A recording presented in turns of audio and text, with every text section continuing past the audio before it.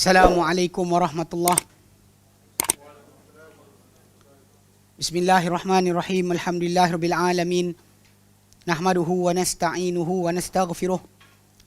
Wa na'udzu billahi min shururi anfusina wa min sayyiati a'malina. May yahdihillahu fala mudilla lahu wa man yudlilhu fala hadiya lahu. Asyhadu an la ilaha illallah wahdahu la syarika lahu wa asyhadu anna Muhammadan abduhu wa rasuluh. Allahumma salli ala Muhammad wa ala ali Muhammad kama sallaita ala Ibrahim wa ala ali Ibrahim wa barik ala Muhammad wa ala ali Muhammad kama barakta ala Ibrahim wa ala ali Ibrahim fil alamin innaka Hamidum Majid.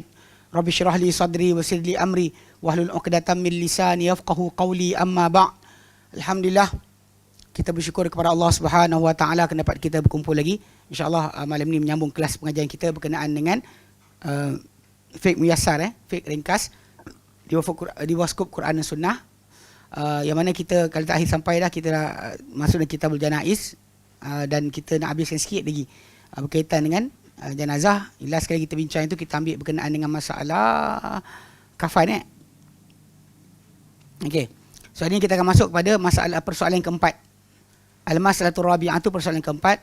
As-salatu 'alal mayyiti hukmuha wa dalilu dzalika. Persoalan keempat, solat ke atas mayat, dan hukumnya dan dalil untuk perkara itu.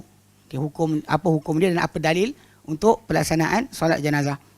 Di balik bahasa kita ingatkan itu, bila kita ada kematian, kalau orang tu bukan mati syahid dalam peperangan fisabilillah, maka mayat tu perlu pertama dimandikan, dikafankan, disolatkan dan ditanam.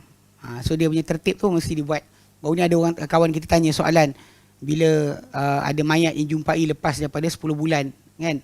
Ada yang van masuk sungai, jumpai. Dia apa yang tinggal tu dibuat jugalah sedaya upaya untuk kita uruskan tadi. Kalau tak boleh mandi dan tayamumkan saja, kemudian terus kafankan, dan kemudian solatkan dan tanam. Dia mayat tu jumpa tulang saja pun buat macam tu juga. Even yang kita jumpa tulang saja pun. Tertib amalan kita adalah peladuk perkara itu. Mana mandi, kafan, solat, tanam. Kalau dia jenazah yang mati syahid, itu tajuk lain. Dia tinggalkan masalah mandi, tinggalkan masalah solat. Terus balut dan tanam. Okey. Baik, dia kata jadi solat yang keempat, as-salatu 'alal mayyiti, solat ke atas mayat, hukmuha wa dalilu dzalika, hukumnya dan dalil di atas itu. Okey. As-salatu 'alal mayyiti fardul kifayatin. Solat ke atas mayat adalah fardu kifayah. Jazakallahu khairan. Okey. Fardu kifayah. Mana dia fardu di atas pencukupan. Maksud kifayah tu pencukupan. Bismillah.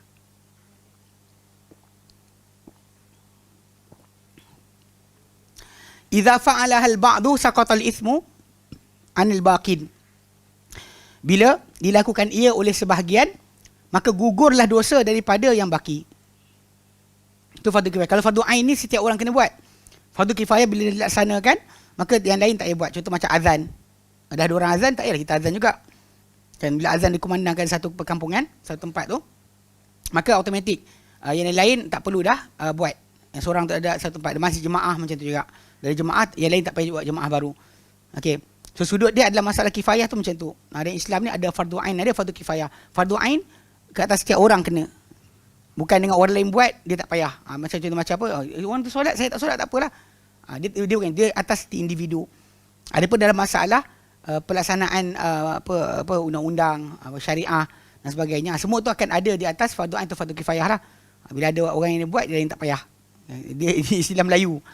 Orang lain buat, kita tak payah. So bila ada orang dah laksanakan, maka tak ada yang lain. Hatta termasuk dalam masalah mandi, kafan pun sama. Hukum dia sama macam tu juga. Okey. Wa daliluha, dan dalilnya adalah qauluhu sallallahu alaihi wasallam, sabda baginda sallallahu alaihi wasallam, fi man mata wa alaihi dainun, pada orang yang mati sedangkan ke atasnya ada hutang. Yang Nabi SAW tidak mahu untuk solatkan. Nabi suruh para sahabat solat ke atas sahabat tersebut. Tapi ayat dia, sallu ala sahibikum, tetap disolatkan. Walaupun Nabi tak solat, yang lain kena solatkan. So, Nabi SAW ni yang sebenarnya bila kita kata nanti kejap lagi kita buat tajuk solat jenazah, Dia masalah pengumuman, masalah hutang dan sebagainya sebenarnya sebelum solat, bukan selepas solat. Tapi normal dalam masyarakat kita dah terbiasa akan umum lepas solat. Yang betulnya adalah umum sebelum solat. Maklumkan tentang masalah, mintakan apa maaf dan sebagainya kalau hutang. Sebab Nabi tanya tajuk ni sebelum solat. Sebab kalau kita perhatikan baginda SAW boleh tak nak solat jenazah yang ada hutang sebab tahu apa yang hutang mayat tersebut tanggung. Maksudnya dia tanya sebelum solat, bukan lepas solat. Tapi kita, masyarakat kita dah terbiasa. Lepas tu mana waris, dia pun bangkit mikrofon, minta waris datang cakap. Waris pun cakap jugalah. Jadi sebenarnya walaupun asalnya adalah sebelum solat. Banyak orang terlepas. Baik. Jadi bila Nabi tak nak solat kan, Nabi kata sallu ala sahibikum, solatlah ke atas teman kamu. Ini termasuk sama macam orang mati, bunuh diri, mati apa sajalah, mati berdosa mana pun, kecuali mati syirik saja. Kalau orang tu mati dalam keadaan kesyirikan atau mati murtad, maka terus tidak disolatkan. Tak ada siapa akan solatkan. Adapun kalau sekiranya dia masih lagi seorang Muslim, maka dekat situ akan disolatkan juga. Walaupun bukan oleh pemerintah. Pernah jadi kes lah, ada orang bincang tajuk ni. Lepas daripada zaman kita ni, cara analisa tentang sakit jiwa tu mendalam. Terutama lepas power sangat. Dia punya halia apa pedas. Okey. Itu saya cakap dengan orang tu, saya kata air kau banyak, air kau sikit. Tapi sikit pun power kan, dia kata. Dia kata power kan. Memanglah power tapi air sebanyak ni. Habis kalau minum je kan sekejap je. 2-3 teguk dah habis. Okey. Dia kat zaman kita ni kan, dia ada tajuk criminal mind. Kita kaji tentang penyenayah tu punya pola pemikiran. So dah sekali kita dengar sekarang ni kan banyak cerita bila orang tu ada buat jenayah aja, lawyer akan tunjuk kad OKU. Betul tak? Yang ada perempuan langgar model 9, langgar orang lawan arus, bawa kereta mati. Seorang lelaki yang bini tengah mengandung. Kat Penang lah. Bila keluar kad OKU. Baru ni yang ni pun, yang hina Islam pun ada kad OKU. Dia semua cerita ni bila kad OKU ni sebenarnya dalam masyarakat barat punya idea. Kan dia ada hukum bunuh, dibunuh mandatory kan sebagainya kan. So bila boleh buktikan dia cacat ke tak sempurna ke otak, maka boleh lepas hukuman berat. Semacam masuk constitution, masuk rumah sakit jiwa untuk tempoh tertentu, disahkan gila, kemudian duduk situ, lepas tu lepas rasa macam dah normal, lepas balik. Ni sudah sama. Sekarang ni macam kes yang apa itu dekat Singapura pun tajuk yang sama.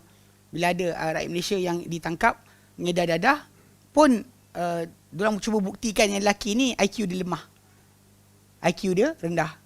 Sebenarnya banyak je penjenayah kat sini pun banyak IQ rendah.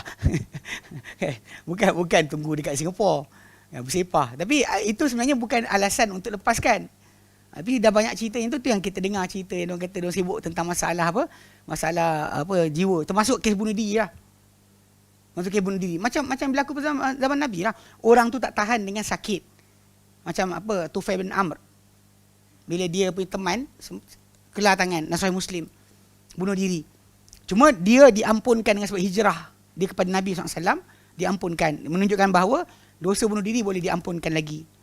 Cuma macam kes dalil yang datang tentang bunuh diri punya siksaan atau hukuman di akhir akhirat nanti, dia macam boleh katakan hampir kekal dalam neraka. Sebab tu ada orang kata bunuh diri mati kafir. Dan ayat sebenarnya keluar bukan sebab Nabi sabda, tapi sebab hukuman yang Nabi kata, barang siapa bunuh diri, katakanlah dengan tikam diri dia dengan pisau, maka pisaunya di tangan dia tikam, mati, bangun balik, tikam, mati, abadan abada, selama-lamanya dalam neraka macam tu. Kalau dia terjun tempat tinggi, Allah tak bagi tempat tinggi untuk dia terjun pula dalam neraka. Semua. Even dalam agama Yahudi pun sama. Bunuh diri ni adalah dosa besar. Cuma sekarang ni, zaman sekarang, bila pakar sakit jiwa, dia dah masuk dalam bidang ni, dia masuk mahkamah dan dia buat argument. Kalau orang tu otak dia tak betul, apa kadar dia tak betul nak faham. Kalau dia kata orang tu normal pada siap kedudukan harian, tak ada bercakap seorang diri sebagainya, dia normal lah. Masalah dia tak tahan dengan ujian, itu bukan maksud dia telah terencat akal. So, sahabat Nabi tu, dia kelar tangan. Sebab datang ke Madinah sakit, dia tak tahan, dia kelar. Mati. Tufail bin Amr punya sahabat tu macam tu mati. Mati bunuh diri. Cuma adalah kisah sambungan tu, dia Tufail bin Amr mimpi, nampak dia dengan keadaan elok, tapi tangan masih lagi berbalut. Lepas tu dia kata, apa Tuhan kau buat pada engkau? Dia kata, Tuhan aku ampunkan aku sebab hijrahku kepada Nabi-Nya. Hijrah benda besar, boleh menghapuskan dosa. Jadi, Tufail bin Amr kata, tu tangan kau tu kenapa? Dia cakap, dikatakan kepadaku, kami takkan baiki benda kau rosakkan dengan diri kau sendiri. So, jadi Tufail bin Amr bila cerita pada Nabi SAW apa yang berlaku, Nabi pun berdoa, Allahumma waliyadaihi faghfir, untuk dua tangannya ampunkanlah juga. Ya Allah, untuk dua tangannya ampunkanlah juga. So itu menunjukkan bahawa mimpi itu benar. Dan kemudian Nabi doakan pula untuk keampunan bagi tangan dia yang masih lagi tidak dibaiki. Soalan kuliah boleh lah. Cuma masalah dia sekarang ni, tajuk bunuh diri itu dalam masalah mengelak. Contoh macam kes hutang tadi. Yang Nabi kata pada sahabat, Sallu ala sahibikum. Bila sahabat tu ada hutang, Nabi tak nak solat, tapi dia suruh para sahabat ni solat. Tiba dekat situ Abu Talha. Abu Talha lain. Dan tu, kisah tu, dia Abu Talha, dia kata apa? Dia kata, ya Rasulullah, solatlah aku bayar. Aku bayar hutang dia. Aku tanggung hutang dia, kau solatlah. Tu jadi, Nabi pun solat. Tu Nabi, sebenarnya perbuatan Nabi tu nak tunjukkan besar atau teruknya keadaan orang yang tak jaga hutang. Tak bersedia untuk menyelesaikan hutang dia. Kalau banyak sangat dan Nabi ngelak. Bukan maksud dia tak disolatkan, masih solat Demikian juga sahabat Nabi, sahabat yang tadi pindah ke Madinah. Kemudian dia bunuh diri, dia solat juga. Tanam kubur Islam. Ni kena faham, ayat bunuh diri mati kafir tu, itu bukan ayat Nabi. Itu adalah ayat daripada orang Melayu. Dalam nas tak ada. Tapi yang kita tahu, pasal kes kita ada hadis yang pengampunan berlaku untuk mereka. Tapi kalau kata yang macam kes mati syirik, tak ada. Memang langsung tak ada. Mati dosa besar, memang ada peluang lagi diampunkan. So jadi lafaz Nabi, Sallu ala sahibikum, Nabi tak solat tapi yang lain dah solat, settle. Kena solat juga. Walaupun seorang solatkan jadi. Cuma masalah ni yang timbul itulah kes. Bila kes anak, dia seorang budak ni, orang tu, keluarga tu kontak, keluarga ke kawan lah, keluarga tu atau kawan tu kontak saya. Okay, barakallahu fikum. Okay, keluarga tu kontak saya tau. Tanya, okay, keluarga orang, ada orang tanya saya pasal kes imam mengundur daripada solatkan. Kes sebab kata budak ni bunuh diri, mati bunuh diri. So jadi pihak masjid bagi ruang, tapi diorang tak nak masuk. Ketika tu family rasa sedih lah. Itu problem juga lah kan. Macam kita kata, bila diorang tanya saya kata kisah tu dah berlaku zaman Nabi. Bila Nabi tak nak solat ke atas orang yang tak bayar hutang. Bukan Nabi tak benarkan disolatkan, tapi Nabi berundur. Nanti kalau kita mufti, imam berundur, orang lain pergi solat. Tapi yang utama ni akan ke belakang. Macam berlaku pada zaman Umar bin Khattab, bila nak solat jenazah, dia tengok Huzaifah bangun, dia bangun. Huzaifah patah belakang, dia patah belakang. Mana orang solat tapi dia belah. Umar, dia tak solatkan jenazah yang dia tengok Huzaifah tak solat. Huzaifah bin Yaman, dia diberitahu oleh Rasulullah SAW berkenaan dengan tajuk orang-orang yang munafik. So dia tahu siapa orang munafik kat Madinah. So dia basically dia tak solat. Bila Umar pula tengok dia, kalau Huzaifah solat, dia solat. Huzaifah tak solat, dia patah balik. Faham bukan maksud dia tak laksana. Sudut dia adalah orang yang utama dalam masyarakat ke belakang. Supaya menjadi iktibar pada yang lain, bahawa kalau dia nak jenazah disolatkan, kena pastikan jangan perangai macam orang yang mati tu. Itu je. Tapi jenazah tetap akan disolatkan oleh orang lain. Dan bila separuh solat, beberapa orang solatkan jenazah tersebut, maka putus hukum pada yang lain. Faham Okay. So kata-kata Nabi sallu ala sahibikum tu maksud dia. Wa qaulu sallallahu yauma mautin Najasyi. Dan bersabda Nabi SAW pada hari kematian Najasyi. Nabi kata inna akhal lakum qad mata faqumu fasallu alaihi. Semua saudara bagi kalian, saudara kalian telah mati. Dimasukkan oleh Najasyi. Dan Najasyi memang seorang yang Muslim. Dia masuk Islam. Ketika zaman para sahabat Nabi SAW hijrah ke sana, ke Habsyah, dia masuk Islam lepas mendengar ayat-ayat Quran berkenaan Isa AS daripada Ja'far bin Abi Talib. Abang Ali lah. Ja'far bin Abi Talib. Adik-beradik susuan Nabi SAW. So, jadi bila Ja'far bacakan ayat Quran, dia menangis. Dan akhirnya masuk Islam. Cuma bila dia masuk Islam tu, rakyat dia mula nak berpecah. So dia bimbang, kalau anda kata dia diturunkan secara kekerasan, sahabat Nabi ada kat situ, dia bimbang sahabat Nabi akan dianiaya. Maka dia bertahan. Bahkan dia buat satu trik menyebabkan macam Imam Syafi'i buat lah. Kan, Quran, Injil, Zabur, kan, Taurat. Ini empat ni kan ketika diminta kata Quran makhluk kan. Ini disebut, ni tunjuk jari dia, ini makhluk. Disebut Quran kan, apa Taurat, Injil, Zabur, Quran. Ni. Apa ni? Jari dia. Makhluk, jari ni makhluk, itu kan makhluk. Dia trik, Imam Syafi'i trik, dia cakap macam tu. Dia tak cakap direct. Kata ni pasal dia bimbang kena siksa, maka dia tak buat, dia buat macam tu. Jadi Najasyi pun buat macam tu juga. Ketika mana dia memang dia buat macam tu juga sebelum tu. Dia ketika mana dia berbahas dengan kaum dia tentang tajuk keislaman. So last kali kaum dia ingat dia masih lagi Kristian. Dia memang masih siap-siap, ada para sahabat Nabi letak tebut, kalau dia kalah lari. Tapi alhamdulillah dia menang. Cuma bagi mata masyarakat dia masih lagi Kristian. Bagi yang Muslim tahu dia dah Islam. Betul, ada soalan baru ni. Dekat kelas New Muslim Class dekat Al-Khadim. Soalan dia tanya, kalau orang tersebut masuk Islam sorok-sorok, dia syahadah, semua amal Islam dia buat sorok-sorok, jadi ada syurga tak untuk dia? Saya kata ya, ada lah. Cuma masalah yang akan timbul nanti kes macam kalau dia berkahwin, kalau dia ada anak, lepas tu kemudian kalau anda kata masalah mayat dia, keluarga dia akan urus cara bukan Islam lah. Dan kita Islam pula, Muslim tak tahu pula pasal dia, kita tak doakan langsung. Masalah juga. Basically, di sisi Allah Ta'ala dia diterima lah. As long as dia buat rukun Islam tu kan, dia cuba supaya buat rukun Islam tadi, takut dan dia tak nak masuk Islam, dia tak nak isytiharkan Islam dia, itu tajuk lain lah. Pasal masalah benda ni yang penting adalah dia syahadah. Lafaz kena lafaz. Tak ada saksi pun tak apa. Yang penting adalah dia syahadah. Saksi tadi untuk supaya masalah hak lah. Kad Islam tu, supaya hak mayat anda tak boleh akan diuruskan dengan cara Islam. Harta anda diurus cara Islam. Itu yang pentingnya. Yang problem sekarang ni bila dia sorok-sorok akan jadi masalah tersebut.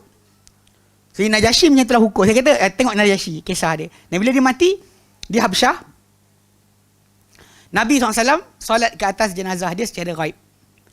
Di sini yang datang kes khilaf berkenaan dengan solat ghaib. Adakah dia sunnah yang patut dilaksanakan oleh semua orang ataupun memadai untuk orang-orang besar macam ni saja.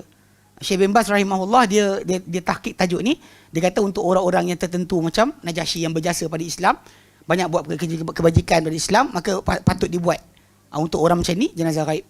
Adapun orang biasa, memadai dengan siapa yang hadir, yang ada untuk solatkan dah cukup. Sebab pada para sahabat Nabi SAW, mereka duduk tempat berjauhan. Ada yang mati di Syam, ada mati di Yaman, ada mati di Mesir, di Iraq. Tapi dia tempat asing-asing, orang berada tempat berasingan, tidak mereka laksanakan jenazah ghaib. Jenazah ghaib mereka tak buat. Jadi memadai dengan siapa yang hadir. Siapa yang ada sempat dan solat. Siapa sampai kubur baru lagi ditanam, solat. Jika tidak, tak perlu. Tidak perlu dia solat. Cukup dah untuk orang yang ada di sana solatkan.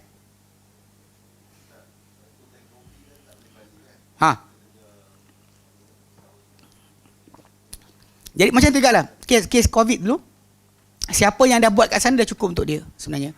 Dah cukup dah. Cuma macam tu lah tadi kes kita ada rasa sayang, kita rasa nak buat tadi, tapi tak seumpama macam Najasyi. Itulah udah tadi. Para sahabat Nabi mati di tempat berasingan, tempat berlainan. Hatta yang mati dibunuh dekat telaga sebagainya, mayat tak jumpa pun, Nabi tak buat jenazah ghaib. Yang Nabi buat hanya sekali, itu untuk Najasyi saja. Yang Nabi buat hanya untuk Najasyi. Atas jasa dia membantu umat Islam dahulu. Jadi orang macam tu yang ada jasa pada umat Islam besar, maka dibuat. Macam ulama-ulama dunia mati kan, jauh-jauh berjauhan, mungkin dibuat. Tapi itu yang dikatakan Syekh bin Baz rahimahullah. Tapi kalau ikut pada hadis Nabi SAW dan para sahabat yang perbuatan, mereka tak buat solat jenazah lepas daripada kisah Najasyi itu saling buat daripada jarak jauh dah. Siapa yang dah buat. Yang siapa yang dengar terus doakan saja. Doakan ampunan dah madai. Okey? Baik. Nah.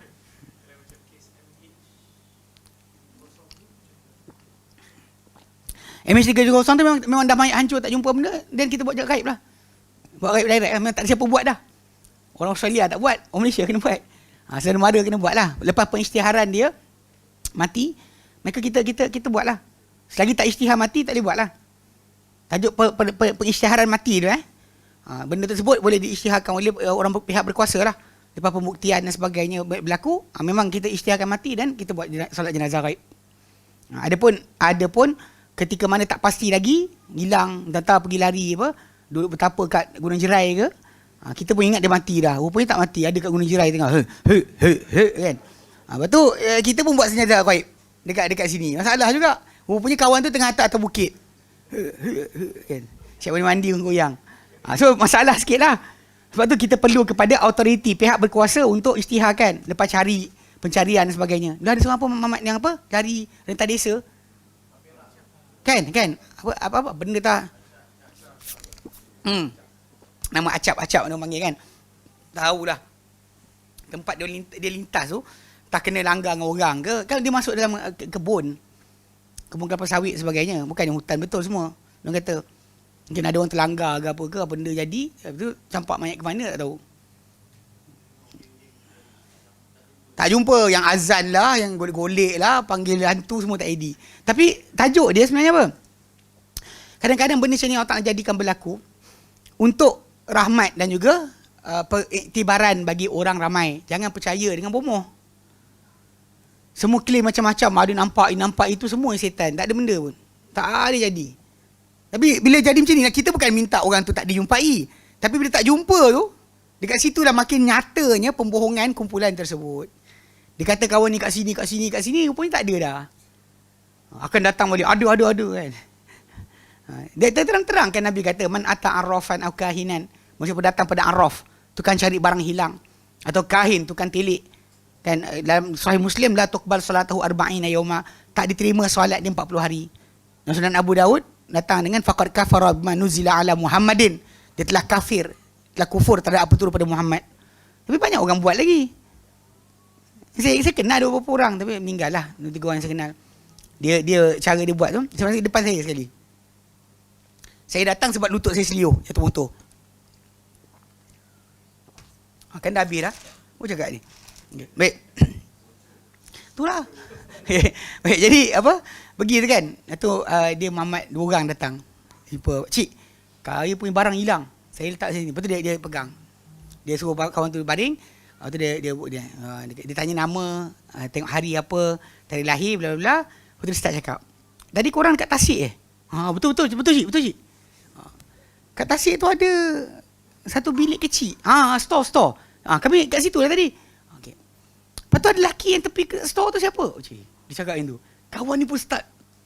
Percaya. Barang tak dapat pun lepas tu. Dia cerita tu, kawan ni gila-gila percaya. Ini masalah. Nak cerita kadang-kadang benda cerita. Tapi kalau sebaik pengisytiharan bahawa dia telah mati, dan kita boleh solat jenazah. Kalau ternyata datang balik, tak ada masalah lah. Kita buat tadi atas berdasar hukum zahir. Kan rasa macam memang dah tak ada. Dan solat dah. Pasal mayat yang hilang dalam air kan. Kadang tak jumpa langsung, hanyut sampai ke laut. Tak jumpa langsung. Ada kadang jumpa. Yang kereta tu. So jumpa, family tak tahu kat mana-mana kan. Tapi last sekali bila jumpa tu, ada orang tanya saya, dia kata mayat tu nak buat apa kan. Dia kena orang dah sebanyak mana boleh mandi kan, tak boleh mandikan tayamum, dan kemudian kafan, solat, tanam. Segala urusan yang 4 tu kena buat. Kecuali dia mati syahid. Itu syahid dibunuh dia dan jihad fisabilillah, peperangan jihad fisabilillah dengan orang kafir, baru kita boleh tak mandikan, tak solatkan, terus tanam. Tapi yang macam mana lain-lain, hatta Umar bin Khattab dimandikan, disolat, dikafankan, disolat dan tanam. Walaupun ditikam oleh seorang yang majusi. Sebab apa? Sebab bukan dalam peperangan. Kalau dalam peperangan berlaku pembunuhan dia tadi, Umar tadi, maka kita kata insya-Allah dia mati syahid lah. Tapi dalam masa sama dia dibunuh sedemikian. Demikian juga Uthman bin Affan dibunuh oleh golongan Khawarij. Yang bunuh dia pun sama juga, diuruskan jenazah dia, dimandikan, dikafankan, disolat, ditanam. Tak ada tanam macam tu je. Lepas tu kena ingat, bila kes benda ni perang antara Muslim, walaupun penguasa jahat, macam termasuk macam yang sebut tentang memali kan, memang urusan dia tak boleh buat style macam mati jihad fisabilillah. Kalau dia syahid di sisi Allah Ta'ala, tajuk lain. Tapi dalam masalah sama, urusan dia mesti ikut tertib biasa. Tak boleh tanam macam tu je. Kena mandi, kena kafan, kena tanam. Solat dan tanam. Sebab dia tak boleh dilayan macam tu. Sebab tu ada kata syahid dunia, syahid akhirat tu, tajuk dia adalah masalah pengurusan. Pengurusan. Orang yang mati dibunuh di jalan Allah Ta'ala, dia mati dalam peperangan jihad fisabilillah, orang tersebut sahaja yang dapat layanan sedemikian. Tak dimandikan, tak disolatkan, dibalut mayat dia, ditanam terus dengan baju-baju dia. Adapun yang lain, walaupun mati syahid, contoh macam tenggelam, syahid. Mati kena wabak penyakit. Kan, orang kena COVID ni, insya-Allah, sebab Nabi sebut. Nabi kata,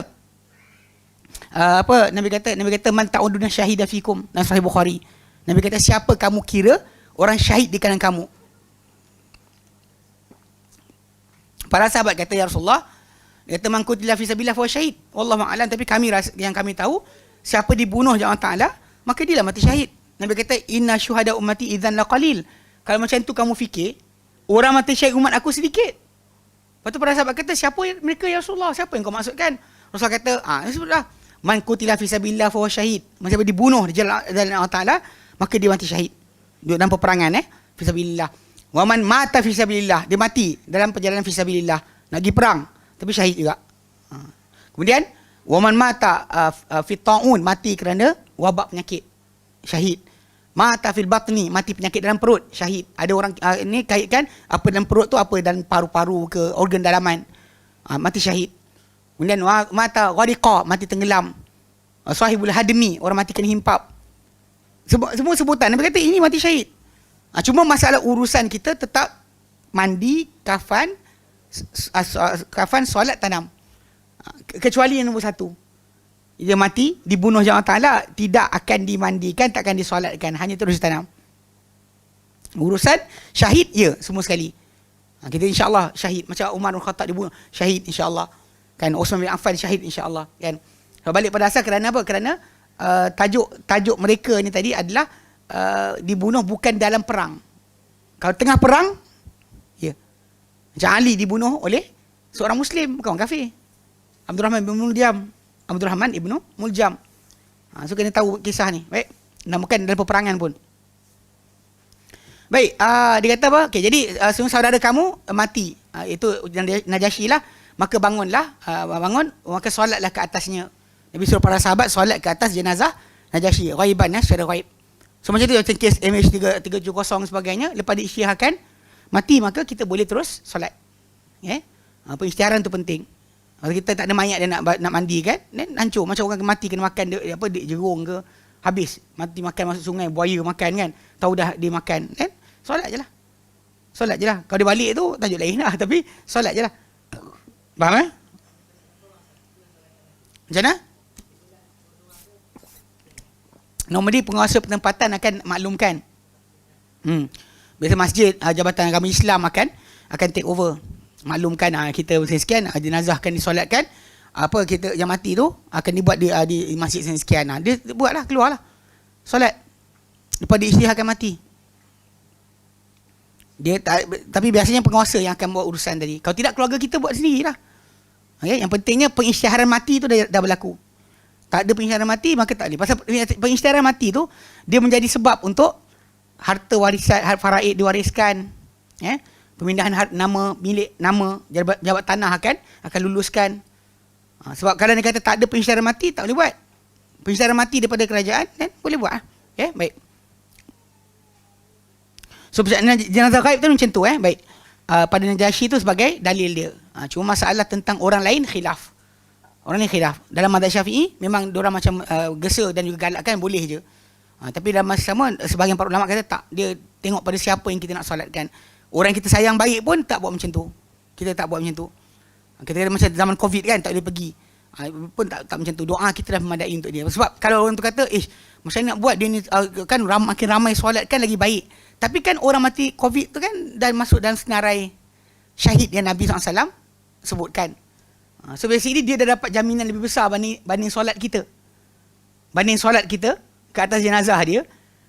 Penyakit yang dia kena tu, mati kerana wabak penyakit tu lebih besar menjamin untuk dia syurga banding solat kita. Kalau kita pakai hadis, wajabat, hadis ni dia solat 40 orang wajib dapat. Tapi yang dia mati dengan Covid tadi lagi penting, lagi besar. Lepas tu kadang-kadang benda ni kena fikir juga. Kita tak suka, tak seronok dengan benda tersebut berlaku. Tapi kalau Ta'ala pilih keluarga kita untuk mati dengan keadaan tadi, dan kita kena fikir jugalah, janji Nabi tu akan jadi comfort pada diri kita. Kita tak nak, tapi Allah pilih. Bila pilih dan benda tadi memang ada janji Nabi, mata fit ta'un, macam mati dah ada wabak penyakit, Nabi kata kerana wabak penyakit, fahuwa syahid, di orang mati syahid. Semua dosa-dosa dihapuskan, hapus terus. So apa lagi besar banding itu?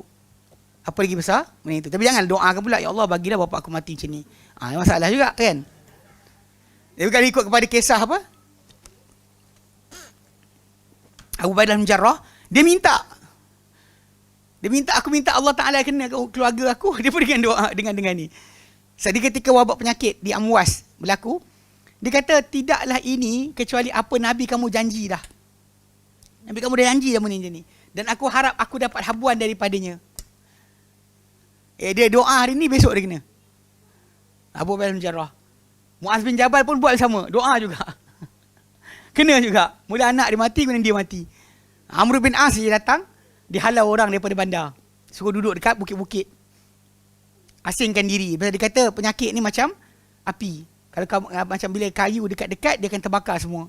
Tapi kalau berjarak-jarak, tak kena. Dan orang ramai ada yang marah dia, tak setuju, tapi dia datang untuk menyelesaikan masalah. Umar duduk kat Madinah. Dia daripada Mesir masuk ke Syria, masuk ke Syam untuk uruskan urusan. Sebab habislah. Semua mati.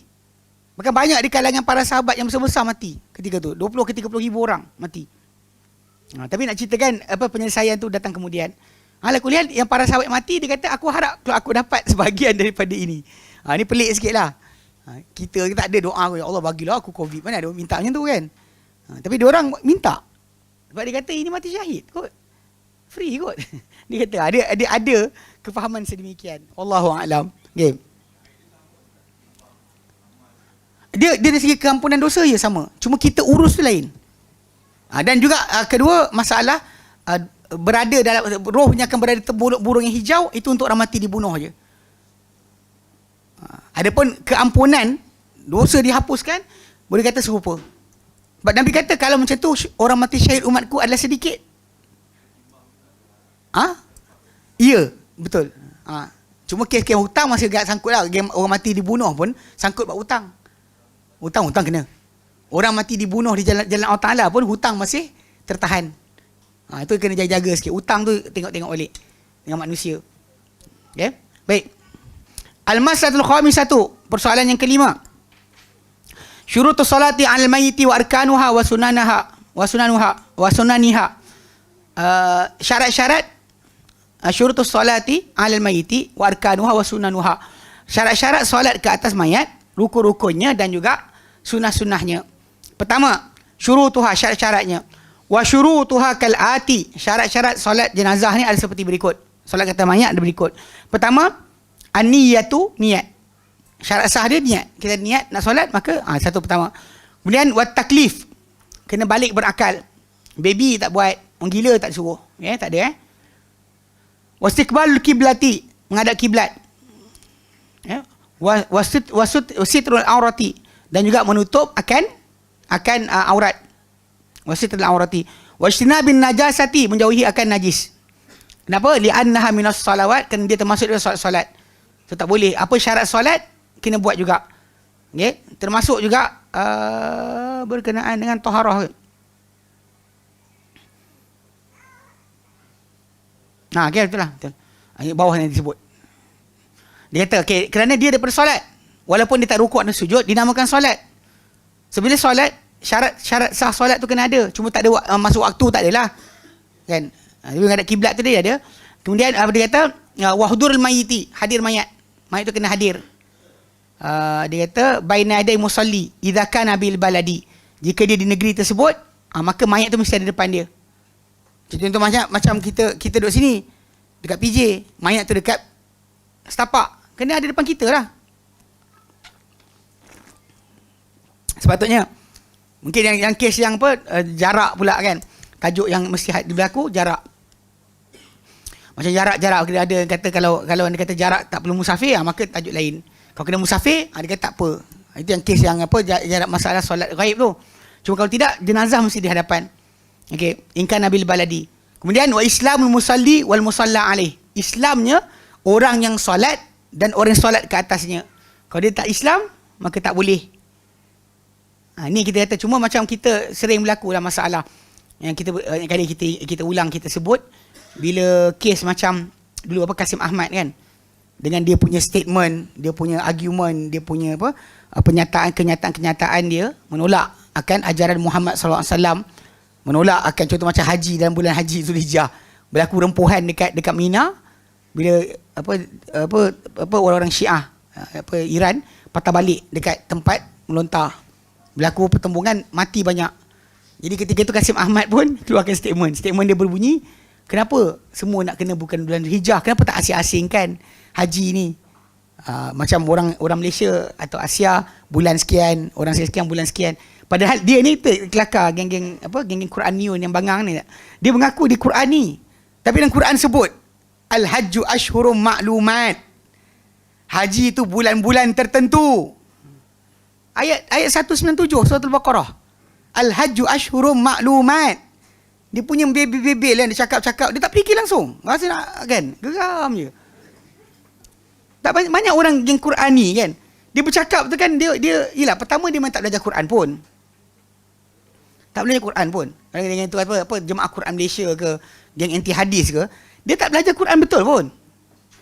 Bila dia cakap macam apa Kasih Ahmad, dia gunakan apa atau macam Kahar Kazab.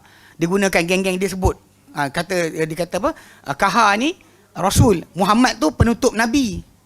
Kahar ni Rasul. Kan? Lepas dia kata, Sejak bila Rasul bukan Nabi? Saya kata sejak bila Rasul bukan Nabi?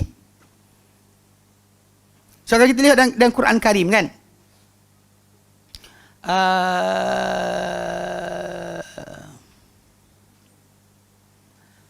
kan dalam surah Maryam ayat yang ke-58 kot. Ni penting kalau jumpa geng-geng macam ni, kalau awak tak kerti jawab, memang masalah.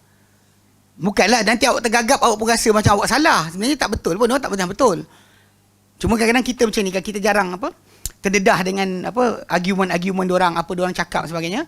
So kita kadang lupa sebenarnya Allah Ta'ala dah beri kepada kita maklumat dalam Quran Karim tentang apa ajaran Muhammad yang kita ikut sekarang ni, semuanya dah komplit. Kalau orang datang cuba nak kelirukan kita, tak boleh pun sebenarnya.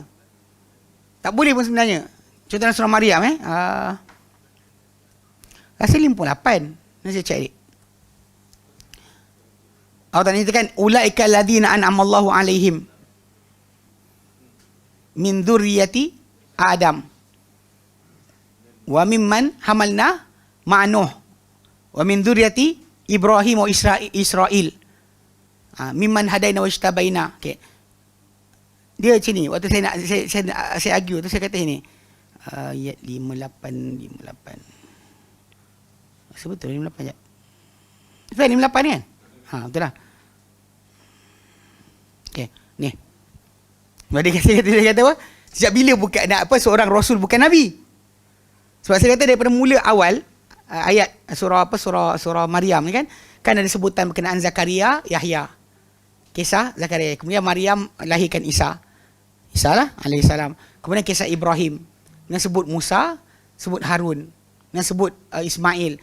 So, lepas orang sebut semua tu, ujung tu Allah kata ulaikal ladzina an'amallahu alaihim mereka itulah dari golongan yang Allah Ta'ala kurnia nikmat ke atas mereka. Minan nabiyyin, dari kalangan para nabi. Kita kata Rasul-Rasul. Dalam tu ada Ibrahim. Ibrahim Nabi ke Rasul? Rasul. Musa, Rasul ke Nabi? Rasul. Isa, Rasul ke Nabi? Rasul. Bahkan Rasul Azmi, Ulul Azmi kan? Disebut. So tajuk saya katakan dia, tajuk masalah Rasul ke Nabi ni jangan timbulkan, saya kata. Tak datang pun. Bahkan dalam surah An-Nisa ayat 69. Kan Allah katakan wa may yuti'illah wa may yuti'ir rasula. Maksudnya mentaati Rasul. Itu Nabi SAW. Fa ulaika ma'al ladzina an'ama Allahu alaihim. Maka mereka itulah golongan yang bersama-sama orang kurnia nikmat ke atas mereka. Kan? Minan nabiyyin. Kan? Mula dengan para nabi. Wasiddiqin. Kemudian wasyuhada. Wassalihin. Wa hasuna ulaika rafiqa. Kan bila kita baca situ disebut nabi. Awak ikut Rasul, awak akan bersama para nabi. Nabi ini bawah daripada Rasul. Setiap Rasul ada nabi. Saya kata, dia tak baca pun benda ni. Dia bila baca ni kan, saya kata, sebelum tu ada sebut kan. Daripada zuriat Adam. Wa mimman hamalna ma'a Nuh, dan daripada orang yang kami bawa di atas kapal bersama dengan Nuh. Wa min zuriati Ibrahim wa Israel. Dari zuriat Ibrahim dan juga zuriat Israel itu Yaqub. Mimman hadaina wajtabaina. Dia kalangan orang-orang yang kami beri hidayah kepada dia dan kami pilih mereka. Kan? Kami pilih mereka. Jadi, diorang tak baca betul-betul tau. Dia main suka hati dia je sebut. Jadi tu macam itulah. Dia cakap bila Kasih Ahmad, dia kata, kenapa buat haji ni bulan sekali, bulan Zulhijjah je tu yang ramai datang tu mati-mati pijak-pijak. Cuba asing-asing. Kawan tu Muharram, yang ni Safar, bulan awal, bulan akhir, Rejab. Haji tu asing-asing. Kan mudah. Dia tak baca pun sebenarnya. Dia tak baca Quran pun. Tu pelik yang kita kadang-kadang yang kita boleh terpeliru. Sedangkan sebenarnya dah habis. Sedangkan benda tu jawapan dari Al-Quran dah ada dah semua. Tak ada yang terkeliru pun sebenarnya. Sebab tu kena jaga sikit. Sebab tu bila kita belajar Islam, belajar betul-betul. So benda ni bukan masalah nak jadi ustaz ke, nak jadi apa. Itu pulang Allah Ta'ala. Kalau Allah Ta'ala jadikan datang kelas setiap hari ni, setiap minggu datang rajin, Allah Ta'ala pilih untuk jadi pendakwah. InsyaAllah benda tu akan jadi tanggungjawab anda. Tapi dalam masa yang sama, kita belajar ni untuk pertahankan akidah kita dan anak-anak kita, keluarga kita. Jangan sampai nanti satu hari anak kita balik-balik dia agnostik, tak reti nak jawab. Anak kita saya rasa Islam tak betul. Abang jawab apa? Yelah time ustaz ada, bolehlah ustaz datang rumah saya, tolong tengok anak saya. Tak kisah benar. Saya tak nafi, kita akan tolong lah. Kita akan tolong, tak ada masalah. Time kita hidup, kalau kita dah mati, memang Islam ni sentiasa ada pengganti untuk meneruskan dakwah Islam sampai kiamat. Tapi masalahnya anda wajib belajar sampai bersedia untuk keluarga anda sendiri. Jangan sampai nanti kan bila anak-anak timbulkan, adik-beradik kita jadi pelik kan, tak reti nak jawab. Tak ada jawapan pada kita. Kesianlah pasal kita datang kelas tapi tak tahu benda. Dan janganlah pula belajar ni untuk bertekak dengan orang pun salah juga. Dah kena datang belajar nak kalahkan abah. Tak boleh. Tak benar. Tak dibenarkan. Dalam hadis Nabi kata, man ta'allama ilman, maksudnya belajar satu ilmu, liyujar bihil ulama, supaya dengan ilmu tadi dia nak berteman dengan para ulama. Wa yumar bihi sufat, supaya dia bertekak dengan ilmu tadi orang bodoh. Dakhalan nar, dia masuk neraka. Ini bukan sikit bahaya. Balik pada asal pasal benda ni akan timbul tajuk. Okey, jadi Islamnya orang yang musalli, yang solat, wal musalla alaih, dan yang solat disolat ke atasnya. Kalau dia bukan Islam, tak payah solat. Bahkan tak sah solat ke atas dia. Bahkan haram solat ke atas dia. Balik pada asal bila dia mati dalam keadaan tidak bertaubat kepada Allah Ta'ala, maka anda tak boleh pun doakan keampunan untuk dia sebenarnya. Berdasar ayat 113 surah At-Taubah. Tak boleh. Doa solat jenazah tu kan doakan keampunan. Dan bila orang tu mati dalam keadaan tidak Islam, memang tak Islam, Ataupun dia pernah murtad tapi tak pernah bertaubat. Itu dalam surah At-Taubah ayat yang ke-113. Kita tahu benda-benda macam ni, yang kita pun kegabut kan. Ada orang kata tapi saya dengar kata boleh. Tak boleh. Balik pada asal, apa benda ni adalah peraturan yang Allah letakkan. Ini benda yang kita baik mana pun tak boleh buat. Ada orang kata macam tak boleh Syekh, kita kena kena jadi belas kasihan. Bagi anjing minum pun masuk syurga, takkanlah doakan keampunan, tak boleh kan. Okey. Problem dia adalah dalam ayat Quran Karim memang Allah Taala larang perkara tersebut. Hatta Ibrahim alaihissalam pun patah balik. Dia retract balik akan apa yang dia dah janji pada bapa dia untuk buat bagi bapa dia. Dia minta ampun untuk bapa dia. Kan? Pasal dia dakwah pada bapa dia tak dengar, last sekali dia janji, aku akan doakan keampunan untuk engkau. Tapi dalam ayat 114 At-Taubah tu dia patah balik. Okey, dia kata sini, ayat 113 surah At-Taubah, Allah nyatakan a'udzubillahi minasyaitonirrajim. Maka nalin nabi, tidak adalah untuk nabi, tak boleh untuk nabi. Walladzina amanu, dan orang beriman, ayastaghfiru lil musyrikin, untuk minta ampun bagi orang-orang musyrik. Musyrik tak boleh, kafir tak boleh, murtad tak boleh, semua Walau kanu uli kurba, sekalipun mereka adalah orang yang mempunyai hubungan ke kaum kerabat dengan diri Nabi ataupun orang beriman tadi. Mim ba'di ma tabayyana lahum, setelah nyata kepada mereka annahum, orang-orang tersebut ashabul jahim, penghuni-penghuni neraka. Cara dia satu je. Nak tahu macam mana? Dalam ayat 160 surah Al-Baqarah. Innal ladzina kafaru wa matu wa hum kuffar. Sebenarnya orang yang kafir mati dalam keadaan kafir. Pasal Allah kata ulaika alaihim laknatullah. Mereka dah kata mereka laknat Allah. Wal malaikah wan nasi ajmain. Malaikat dan juga manusia seluruhnya. Itu penisytiharan. Mati kafir, habis. Mati contoh dalam keadaan anti hadis, habis. Cuma saya lupa nak ingatkan. Ada orang kata macam kenapa Jabatan Agama Islam tak isytiharkan. Lepas daripada apa dibuat oleh golongan ni, kenapa tak isytiharkan bukan Islam ataupun murtad? Cerita dia, kita ada masalah kat Malaysia, dual system. Sebaik saja kalau orang tersebut diisytiharkan bukan Islam, dia terus masuk dalam hukum sivil. So dia bebas untuk mengamalkan kefahaman yang dia ada. Maka mahkamah syariah tak ada kuasa langsung untuk sekat dia lepas tu. Nak tahan ke, nak tutup dia penceramah ke, nak halang dia mengajar ke, tak ada. Macam berlaku pada Qadiani di Kampung Nahoda tu. Selayang Kampung Nahoda. Sebab pengisytiharan Qadiani bukan ajaran Islam. Habis. Tak boleh cuit. Dia bebas dekat kawasan dia orang lah. Tapi kan anda kata memang dia boleh beroperasi kawasan tu je. Luar dia tak boleh. Tapi dalam masa sama, kita tahu lah dia punya kesesatan tu. Mirza Ghulam Ahmad tu lah Nabi dia dan sebagainya. Tapi sekali Quran tu pula pakai balik ingat dia. Tapi Jabatan Agama Islam tak boleh cuit. Sebab dia punya statement tu. Statement dia bukan ajaran Islam tu. Yang bagi saya sebenarnya adalah perlindungan untuk diorang. Bukannya sekat. Tapi perlindungan. Mungkin diorang dah nak bergerak payah dekat Malaysia, nasi tangkap. Dan sekali diorang diberikan nasihat ataupun dibagi jalan oleh orang tertentu untuk berikan pengisytiharan kalau dia ni bukan ajaran Islam. Dengan sebab itu orang bebas lah. Lepas tu yang Syiah dulu kat Malaysia pun buat minta status yang sama. Minta diisytiharkan bukan ajaran Islam. Supaya dia boleh bergerak.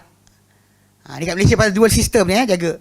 So lepas tu kita kadang-kadang jangan buruk sangka sangat dengan orang Jabatan Agama Islam lah. Kadang-kadang dia buat kerja tapi tak boleh luar daripada dia punya skop.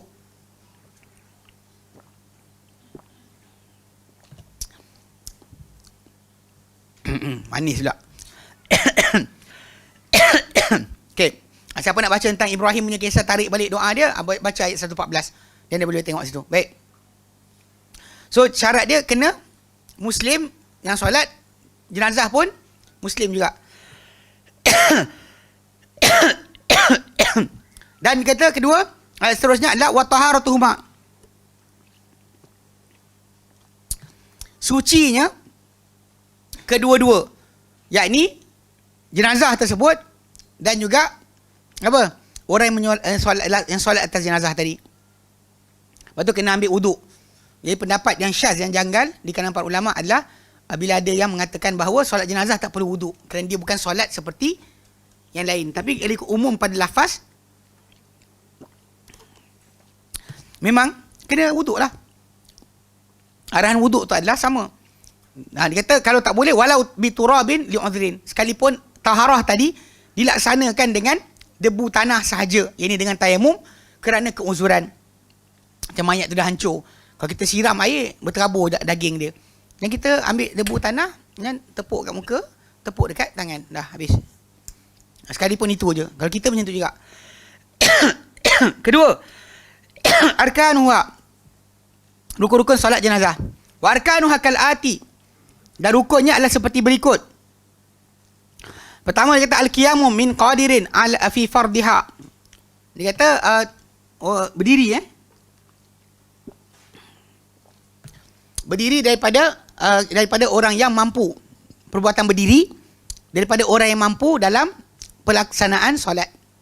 Manakala orang tu ada keuzuran boleh duduklah. Dengan dia kata orang tersebut adalah seorang yang boleh berdiri, dia mesti berdiri untuk melaksanakan solat jenazah tadi. Kenapa? Li'annaha salatun wajabal qiyamu fiha kal mafrudati. Dia kerana dia adalah solat yang wajib berdiri. Kalau tak ada sakit apa, wajib berdiri padanya kal mafrudati, seperti solat yang difardukan. Okay, so berdiri. Kemudian wa takbiratil arba'i. Rukun kedua adalah takbir yang 4. Okey. Li'anna Nabi SAW, kenapa kita kata takbir 4? Kerana Nabi SAW kabbara 'ala Najasyi arba'an. Kerana Nabi SAW takbir ke atas mayat Najasyi yang disolatkan tu 4 kali. Tapi ini sebenarnya yang masyhur lah. Pada riwayat-riwayat yang datang takbir 4. Adapun pada masalah ada khilaf beberapa riwayat yang lain yang sahih juga, yang kata ada 5, ada sekian sebagainya, memang ada riwayat lain. So jangan pelik kalau dia kata tiba-tiba imam tu tertakbir lebih ke, tak ada hal. So yang pening kepala, imam tu takbir lebih, kenapa kan? Mayat ni ada saka ke? Tak ada. Tak, riwayat tu ada riwayat. Cuma riwayat tadi dipercanggahkan. Adapun yang sahih masyhur dilaksanakan adalah 4. Dia kata wa qira'atul Fatihati li umumil hadis, kena ada baca Fatihah kerana umum hadis. La solata liman lam yaqra bi ummil Quran.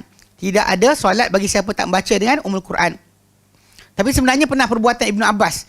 Dia solat tu dia saja baca kuat-kuat, supaya orang dengar. Bila orang dengar, dia kata supaya kalian tahu ini sunnah Nabi kamu. Supaya nak bagi orang dengar apa yang dibaca dalam solat jenazah. Dia saja baca kuat. Dia Fatihah di antara yang dibaca. Okay? Kemudian wassalatu ala Nabi, solat selawat ke atas Nabi SAW. Itu yang pada takbir yang kedua. Dan wadu'a ulil mayiti, doa ke atas untuk mayat pada takbir yang ketiga. Liqaulihi SAW, kena sabda baginda SAW, idza sallaitum al mayiti fa akhlisu lahu du'a. Bila kalian solat ke atas mayat, maka ikhlaskanlah untuknya doa. Kemudian lepas 4 tu wassalam, salam. Lepas takbir keempat salam. Di umumil hadithi, kerana umum hadis, wa tahliluha taslim, kerana umum hadis perungkaian solat itu, dia punya ihram tu adalah dengan bagi salam. Dan wa tartib bainal arkan, dan tartib di antara rukun. Fala yuqaddimu rukunan 'alal akhari, maka jangan dia kedepankan satu rukun kat atas yang lain. Contoh macam baca Quran Fatihah pada takbir pertama, dia selawat dulu, atau Fatihah yang kedua, atau Fatihah yang terakhir. Itu tak jadi. Jadi simple je, ringkas. Tiap-tiap kali kita solat jenazah, memang kita dimaklumkan balik dengan cara laksanakan solat jenazah. Cuma jangan, tapi lah kadang-kadang orang sasul kot. Yang Ustaz Ali Hasan cerita apa, dia nampak orang tu pakai serban datang solat jenazah, lepas tu orang tu rokok. Gawat, pakai macam ulama' dah. Allahu Akbar. Allahu Akbar turun. Ustaz Ali Hasan macam ada cerita saya dengar tu, nak ketawa. Tapi biasalah kan, mungkin sasul ke. Lepas tu kat Malaysia Perasan kan? Tak kira solat jenazah dia suruh rapat-rapat. Sebab apa rapat-rapat? Jadi tak adalah sasul. Tapi kalau duduk depan, sasul juga. Ada masuk video kot. Ada video sekali, saya tengok sekali tu. Yang tu ngarut juga. Nak kena 3 saf. Jumlah 40 Nabi sebut, jumlah 100 Nabi sebut. Jumlah hadir solat. Tapi untuk kata apa kena buat 3 saf, malaikat apa tak kira orang banyak mana. Nampak 3 jamak, 1 2 3 jamak kan. Buat 3 saf. Saf pertama 4 orang, ketiga 2 4 orang, ketiga 4 orang. Dia ingat malaikat tak kira apa. Ada. Dah lah pelik juga dia orang. Dia bukan apa, jamak-jamak tahu. 1 saf, 2 saf, 3 saf. 3 jamak ah. Banyak ah. Benda dah. Hal aku lihat tak tahu lah kadang-kadang orang ni. Okey. Banyak sangat benda yang apa kadang-kadang masuk dalam masyarakat. Tapi bab solat itu je. Sangat simple. Bahkan solat ni tak perlu dibayar. Tapi kita pelik ni pasal masyarakat kita ni. Banyak macam-macam tu dia dah ajar. Sediakan duit RM5 tengah-tengah doa tu masuk duit dalam poket. Cop kan. Masuk kan dalam poket. Ha? Sekolah tu, sekolah agama. Saya ingat Ustaz Zuhar dia cerita. Bila ada orang kan sekolah agama ni dipanggil oleh orang untuk datang baca solat jenazah kan. Mula tadi bukan baca Yasin untuk orang sakit. Tahu tak budak-budak tu niat apa? Bukan, dia minta orang tu mati. Sebab kalau mati ada kenduri, ada solat baca Quran, ada sekian banyak lagi dapat duit. Kalau orang tu sembuh, habis lah. Habis pun nanti kenduri kesyukuran pun satu. Tapi kalau dia kata mati, kenduri arwah at least 4 kali. Hari pertama, hari 2, hari 3, 7, 40. Lepas tu upah baca Quran, upah jaga kubur, upah solat hadiah. Solat sunat hadiah. Saya waktu saya tak belajar agama betul lagi lah. Masih dah masuk sekolah agama dah. Tapi tak faham sangat. Lepas mak meninggal, saat tanam, madam tu maghrib tu kita orang solat sunat hadiah. Yang kononnya ini kena buat. Kalau nanti kesian mak kita macam terapung-rapung, apa tak dapat memegang apa-apa, papan. Ni kita papan dah bagi. Bagi papan besar. Kena tak bagi boot terus.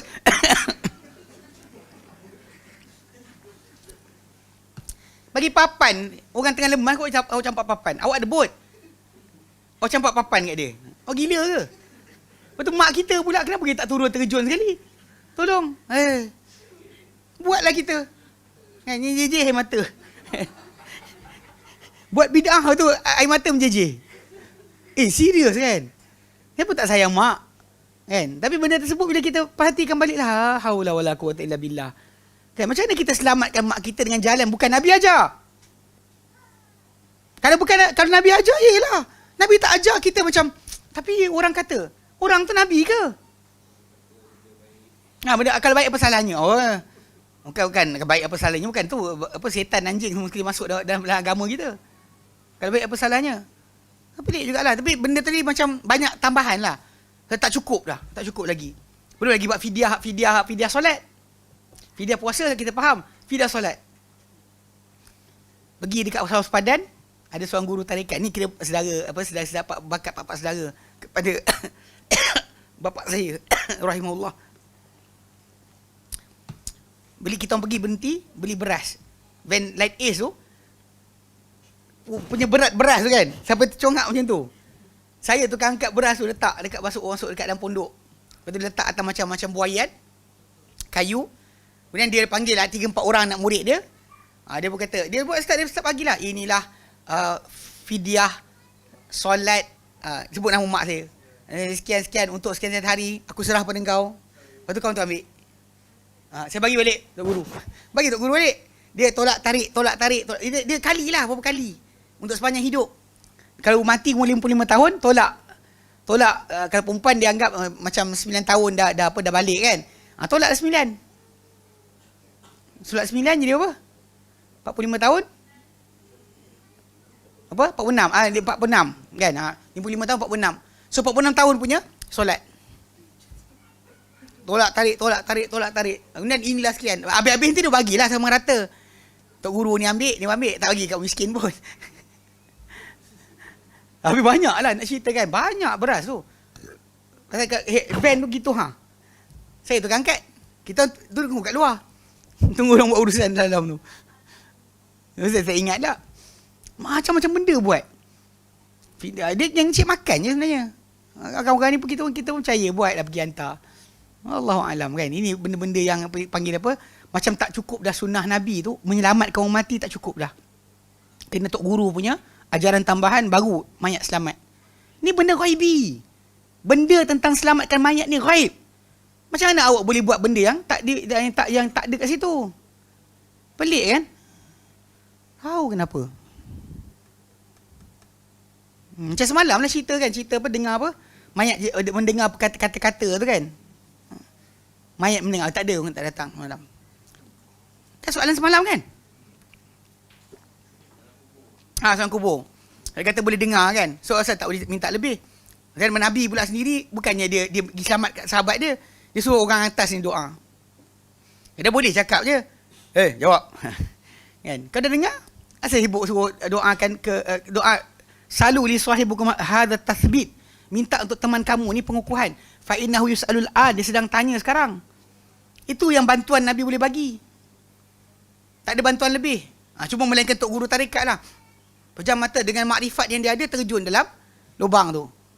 Jangan pukul. Ini Tok Guru tarikat. Bagi orang-orang ni dia kata makrifat dia boleh keluar roh kan. Apa ni astral apa benda tah. Ada something dia orang ajar bukan-bukan tu. Astral apa benda? Astral projection. Padahal dia bayang-bayang apa benda tak tahu. Banyak betul dia orang ni civil. Time tak boleh tidur tak boleh pula astral projection dia. Heboh pula kan, tak boleh tidur. Kenapa bang tak boleh tidur? Astral projection lah, keluarlah roh kau. Kenapa nak sibuk pening kepala? Kalau boleh buat macam tu kan, tak ada dah ubat tidur. Siapa rasa tidur jumpa geng-geng ni. Astral projection. Tidur terus. Sewil tu. Aduh lah, salah. Okay, ketiga. Ni kadang cerita saya pasal dua orang ni, saja kena kutuk. Mana? Takbir pertama, terus. Tak ada istiftah. Istiftah tak ada. Dia terus Fatihah. Solat jenazah tak ada istiftah. Terus Fatihah. Dan takbir kedua terus kepada selawat. Takbir tiga. Yep.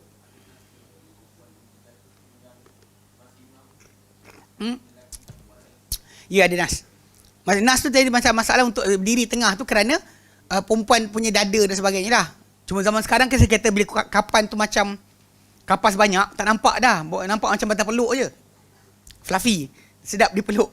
Tapi sebenarnya kalau ikutkan kita berdirinya imam tu dekat tengah badan perempuan pada kepala lelaki, sebenarnya pada badan perempuan tu sebab nak halang daripada makmum nampak. Untuk sekat. Dia bagi tak nampak dia punya bentuk badan tu je. Kita tahu bahawa zaman sekarang ni cara pengkafanan tu nampak macam tak nampak badan. Tapi kadang kata kalau kita ikut pada yang asal, kain yang nipis sahaja tanpa kapas-kapas, seriously akan nampak lah body dia macam mana.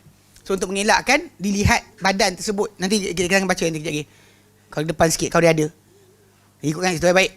Dia kata sunnah-sunnah bagi solat jenazah adalah min sunaniha, di antara sunnah-sunnah dia adalah raf'ul yadain ma'akuli takbiratin. Angkat tangan berserta dengan setiap takbir. Kalau orang tu takbir saja Allahu Akbar tak angkat tangan pun sah. Yang penting takbir tu. Kalau angkat ni adalah sunatnya. Baik.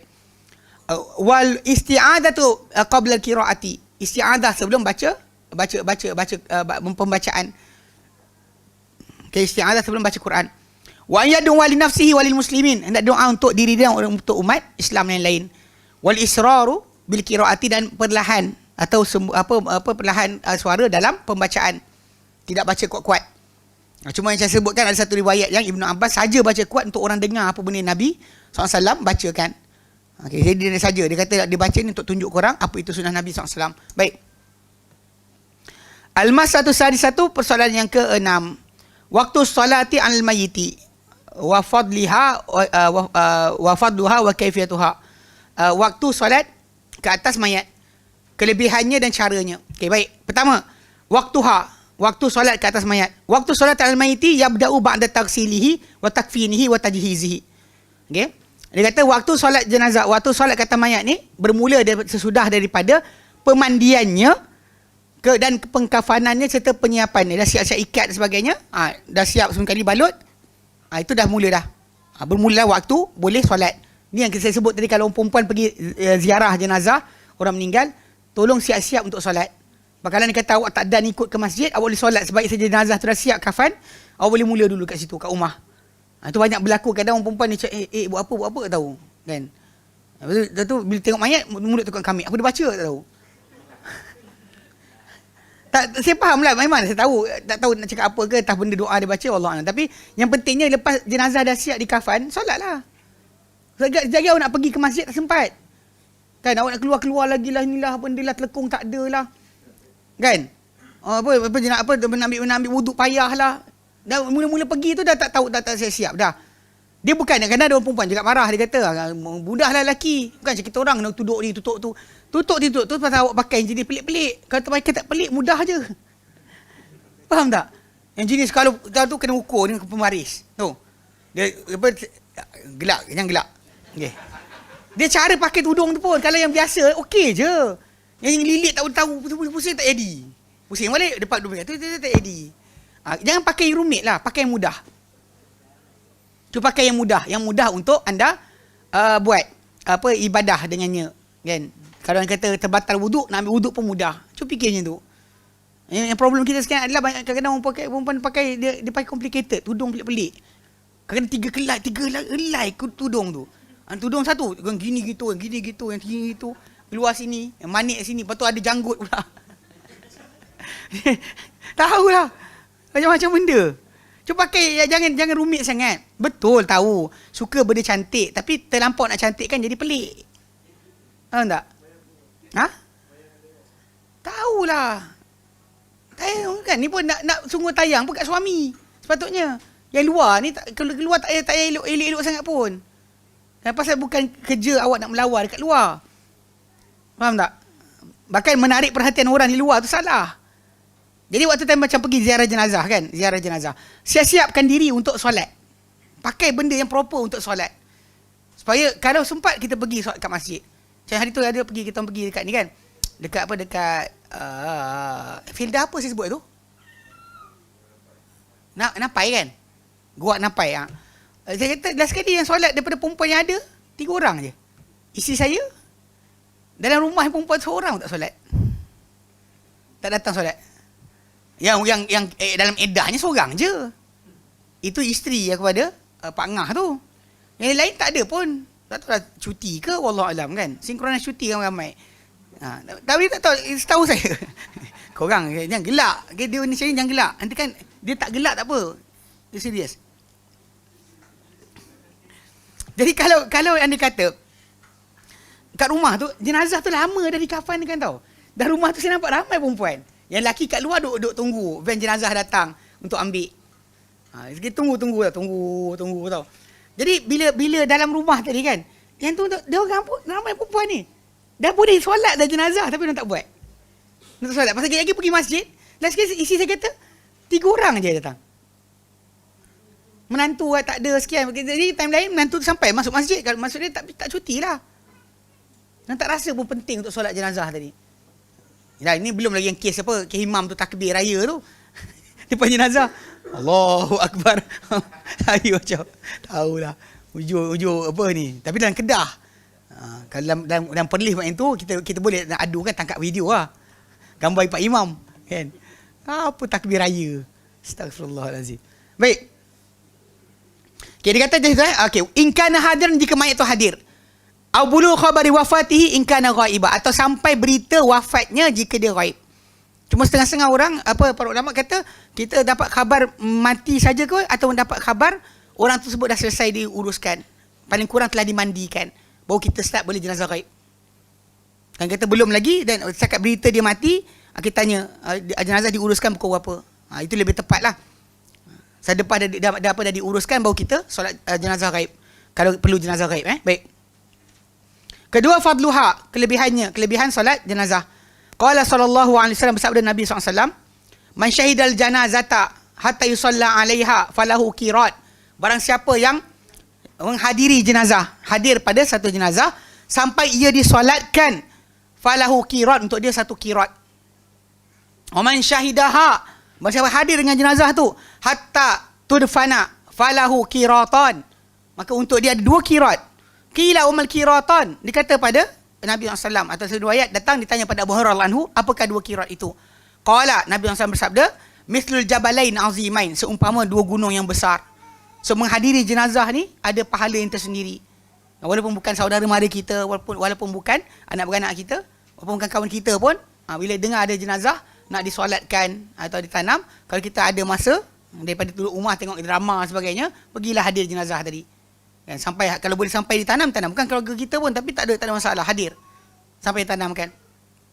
Kadang macam apa, keluarga kawan-kawan kan, kawan isteri, saya tak kenal ada orang pun, kita pergilah kan, pergi hadir sampai kubur dan sebagainya, sampai selesai. So benda-benda macam ni kalau kita panggil apa, adalah pahala yang dijanjikan oleh Nabi SAW, ada pahala yang besar. Bahkan memang di antara, bahkan termasuk di antara hak Muslim untuk kita, bila orang tu mati, kita ikut jenazah dia.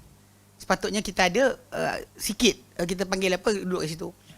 Dan paling kurang kita fikirkan dalam diri kita, kalau buat macam ni, kita cuba buat supaya kalaulah kita mati nanti, orang buat untuk kita. Itu paling kurang lah, at least. Sekurang-kurangnya. Pasal kita tengok ada orang, kita pergi datang ikut jenazah tu kan, yang datang solat tu sikit je. Tak sampai 20 orang. Tak sampai 20 orang. Kita ulah-belah orang je. Kita macam, tu yang jadi kes apa? Buat 3 soft. Kita pun jadi macam, kan? Bayangkan macam tu. Lepas tu pula ada orang yang kadang-kadang tu taklah bagus sangat, tapi datang untuk solat jenazah dia macam solat Jumaat. Penuh masjid. So kita, kadang-kadang kita terfikir kan, sebab kosong lapang hati manusia rasa nak datang atau tak datang pada hadiri jenazah, satu jenazah ni, Allah Ta'ala yang susun. Kalau sekiranya kita, walaupun kita tahulah, kita kata kawan-kawan kita sayang kita, tapi tak tentu lagi dia akan datang jenazah kita. Mungkin pada hari berkenaan Allah Ta'ala jadikan dia malas ke, dia rasa tak sedap badan ke, atau ada keluarga dia tak sihat ke, so dia tak datang lah. Dengar dia berjarak jauh je lah. Walaupun kat situ penting pasal kehadiran jenazah tadi, terutama pada solat tu, makin ramai solatkan, makin peluang untuk diampunkan sangat besar. Dan sangat besar peluang untuk diampunkan. So Nabi kata wajabat, tu yang penting baik. Kaifiyatuha, cara dia. Yakumul imamul munfaridu inda ra'sil rajuli. Dia kata akan berdiri imam dan juga orang yang berseorangan pada kepala lelaki. Wawasatil mar'ati, dan pada pertengahan badan wanita.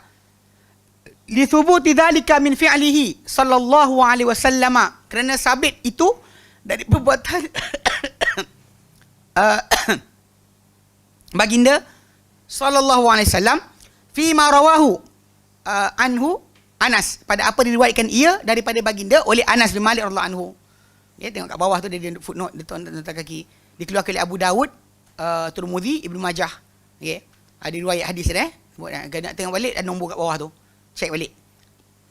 So, fiqh ni ringkas. Kalau tak semua sekali, dia panggil fiqh panjang. Ni fiqh ringkas. Okey. Thumma yukabbiru lil ihram, kemudian dia takbir untuk ihram. Ya. Kemudian ta'awudzu ba'da takbir, dan dia ta'awudz. Isti'adzah selepas daripada takbir. Thumma yusammi, kemudian dia sebut bismillah. Thumma yaqra'ul fatihata sirra, kemudian dia membaca Fatihah secara perlahan, tak nyaring. Walau kana dhalika bil-lail, sekalipun solat itu dibuat tengah malam, tetap baca perlahan. Sebab itu yang diriwayatkan daripada Nabi SAW. Thumma yukabbiru, kemudian dia takbir lagi. Wa yusalli 'ala an-nabi sallallahu alaihi wasallam kama yusalli fi tasyahudi, dan dia akan takbir dan dia selawat ke atas Nabi sebagaimana dia selawat dalam tasyahud. Allahumma salli ala Muhammad wa ala ali Muhammad. Macam Nabi ajarkan. Macam Nabi ajarkan. Thumma yukabbiru, kena ditakbir lagi. Wa yad'u lil mayyiti bid-du'a'il waridi anin Nabi sallallahu alaihi wasallam. Kemudian dia doa untuk mayat dengan doa yang datang daripada Nabi sallallahu alaihi wasallam. Wa minhu, di antaranya adalah Allahumma ighfir li hayyina wa mayyitina. Ya Allah, ampunkanlah untuk orang hidup kami dan orang mati kami. Wa syahidina wa ghaibina, orang yang hadir kami dan orang yang tak hadir kami. Wa saghirina wa kabirina, orang muda kami dan orang tua kami. Wa dzakarina wa unsana, orang lelaki kami dan wanita kami. Allahumma man ahyaitahu minna fa ahyihi al Islam. Ya Allah, siapa-siapa yang kau hidupkan dia di kalangan kami, maka hidupkanlah dia di atas Islam. Wa man tawaffaitahu minna fatawaffahu 'alal iman. Dan siapa kau wafatkan dia, ya Allah, di kalangan kami, maka wafatkan dia di atas iman. Ataupun yang lain doa seperti Allah maghfir lahu warhamhu, ya Allah ampunkanlah untuknya dan rahmatilah dia. Wa afihi, selamatkanlah dia, wa'fu anhu, dan maafkanlah dia. Wa akrim nuzulahu, dan muliakanlah tempat turunnya. Wa wasi' madkhalahu, luaskanlah tempat masuknya. Wa ghsilhu bil ma'i was salji wal barad, basuhlah dia, ya Allah, mayat ini dengan air salji dan juga air batu. Wa naqihi minadh-dhunubi wal khataaya, dan sucikanlah dia daripada dosa dan kesalahan. Kama yunaqqas thawbul abyadu minad danas, macam mana yang dibersihkan pakaian putih daripada kotoran. Wa abdilhu daran khairan min darihi, gantikanlah dia, ya Allah, rumah yang lebih baik daripada rumah yang dia ada. Wa ahlan khairan min ahlihi, dan keluarga lebih baik daripada keluarga yang dia ada. Wa zawjan khairan min zawjihi, pasangan lebih baik daripada pasangan yang dia ada. Wa adkhilhul jannata, masukkan dia dalam syurga. Wa a'idhu min azabil qabri, dan lindungilah dia daripada azab kubur, au azabin nar, atau azab neraka. Wa in kana al-mayitu saghira, kalau sekiranya bayi mayat tu adalah kecil, bukan dewasa. Qala, dia patut kata Allahumma ja'alhu salafan liwalidayhi, ya Allah jadikanlah dia sebagai salafan, gantian atau simpanan pahala untuk dua mak bapak dia. Wa fartan wa ajra, pelepasan dan juga sebagai ganjaran pahala. Sebab memang kematian anak tadi benih besar.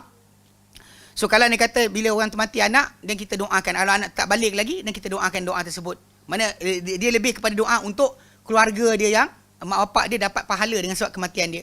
Okey. Thumma yukabbir, kemudian takbir pula lepas tu. Ini takbir ketiga lah. Wa yakifu ba'da takbir keempat. Jadi ketiga, pertama takbir pertama Fatihah, takbir kedua selawat, takbir ketiga doa, takbir keempat thumma yukabbiru, dia takbir lagi. Wa yakifu ba'daha qalilan, dia tunggu sekejap lepas takbir keempat tu sebentar. Okey. Wa in da'a bima tayassara fa hasuna, ka an yaqul, kalau dia doa dengan apa yang mudah, yang ringkas, maka ia elok juga. Ka an yaqul, sebagai contoh dia berkata, Allahumma la tahrimna ajrahu, ya Allah jangan kau haramkan kami ganjaran kematian orang ni. Dia mati ni kami patut dapat pahala. Wala taftinna ba'dahu, yang kau uji kami selepas ketiadaan dia. Jadikan kami terfitnah, teruji dengan ketiadaan dia. Thumma yusallimu taslimatan wahidatan an yaminihi, kemudian dia ucap salam sekali sebelah kanan dia. Tapi di Malaysia kalau kita ikutkan pada mazhab Syafi'i, sebahagian ulama mazhab Syafi'i dia kata salam tu macam salam solat biasa. Ini dua kali. Assalamualaikum warahmatullahi, assalamualaikum warahmatullahi. Tapi kalau dia kata ikutkan pada riwayat yang datang, yang sahihnya adalah sekali saja untuk solat jenazah. Assalamualaikum warahmatullahi sahaja. Okey, baik. Wa in sallama taslimataini fala ba'sa bihi. Kalau dia salam dua kali pun tak ada hal. Tapi kalau dia ikut riwayat, yang kuatnya adalah sekali saja. Wa man fatahu ba'da salati dakhala ma'al imam. Dan siapa terlepas daripada tengah-tengah takbir tu, imam masuk, dia tak tahu takbir, dia tak tahu takbir ke berapa. Yang penting dia masuk aje. So dia start dengan lepas takbir tu Fatihah. Mungkin imam tengah takbir keempat, dia baca Fatihah lah. Imam bagi salam, dia sambung lagi. Teruskan sampai habis. Boleh je. Yang macam nak buat macam mana? Kan, buat macam mana tak ada. Sudah datang kelas tak belajar? Okey. Barang siapa yang terlepas dia selepas sebahagian solat imam tadi, dia dakhala ma'al imam, dia masuk usia imam. Wa idza sallama qada ma fatahu.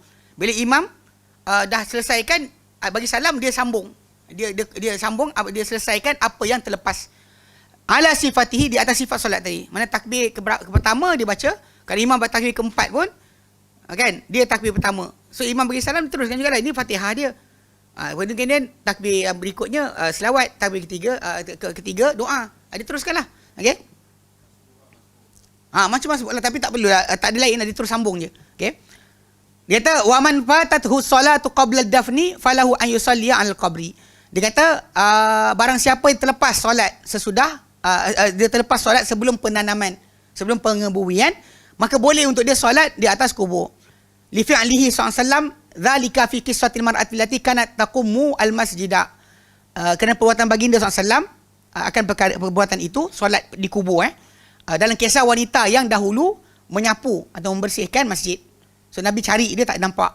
Riwayat ada kata datang lelaki, ada kata perempuan. Yang pentingnya dia mati, Nabi tak tahu. Dia tengok Nabi tanya kat mana, para sahabat kata dah mati. Nabi kata kenapa tak panggil aku?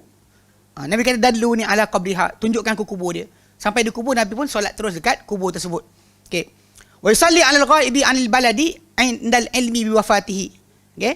Dia kata dan dia solat ke atas orang yang mati ghaib, jenazah yang ghaib daripada negeri dia, dari negeri tersebut ketika dia tahu tentang kematian atau kewafatan orang tersebut. Walau bi syahrin au aktsar, sekalipun sebulan ataupun lebih. Sebaik saya tahu terus dia solat, boleh, tak ada masalah. Wa yusalli 'ala saqti, dan dia solatkan juga ke atas anak yang gugur, janin yang gugur. Idza tamma lahu arba'ata asyhurin fa aktsar, bila sempurna 4 bulan atau lebih. Tapi ini sebenarnya kalau ikut kepada hadis Nabi SAW, tak. Nabi kata kalau budak tu gugur, dia keluar tu, dia menjerit ke, dia bersin batuk ke, dan kita akan, dia mati, baru kita solat dan juga dan juga uruskan macam orang dewasa. Adapun kalau sekiranya dia mati dalam perut, dia tak ada hak tersebut. Tapi banyak orang kaitkan 4 bulan tu berdasar pada hadis yang 4 bulan 40 hari nutfah, 40 hari alaqah, 40 hari mudghah. Lepas tu malaikat datang tiup roh. Sedangkan sebenarnya nutfah alaqah mudghah tu dalam masa 40 hari je. Pada hari ke-56 kan kita tunjuk gambar kan? Ke tak tunjuk sini? Ni. Ke sini Kurang ke bukan? Kau lain macam banyak sangat pun mengajar, jumpa. Kita ingat dia buat benda tu. Sekejap. Macam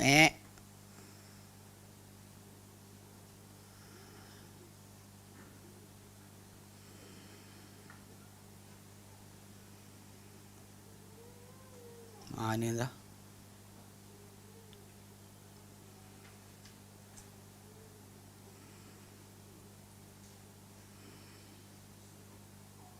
Okay, janin pada hari ke-56, rupa dia sini, sekejap.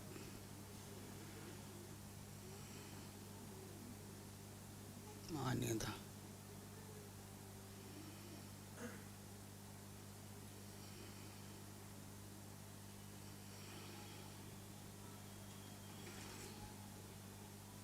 Kelas sini tunjuk. Kelas mana? Tak ingat lah pula. Mimpi mana ada mimpi orang ni. Sekejap. Mana saya tak ingat. Macam je dah. Tak, dia ada gambar kita. Sini pun adalah, lupa nak komputer dia. Dia dalam ni. Macam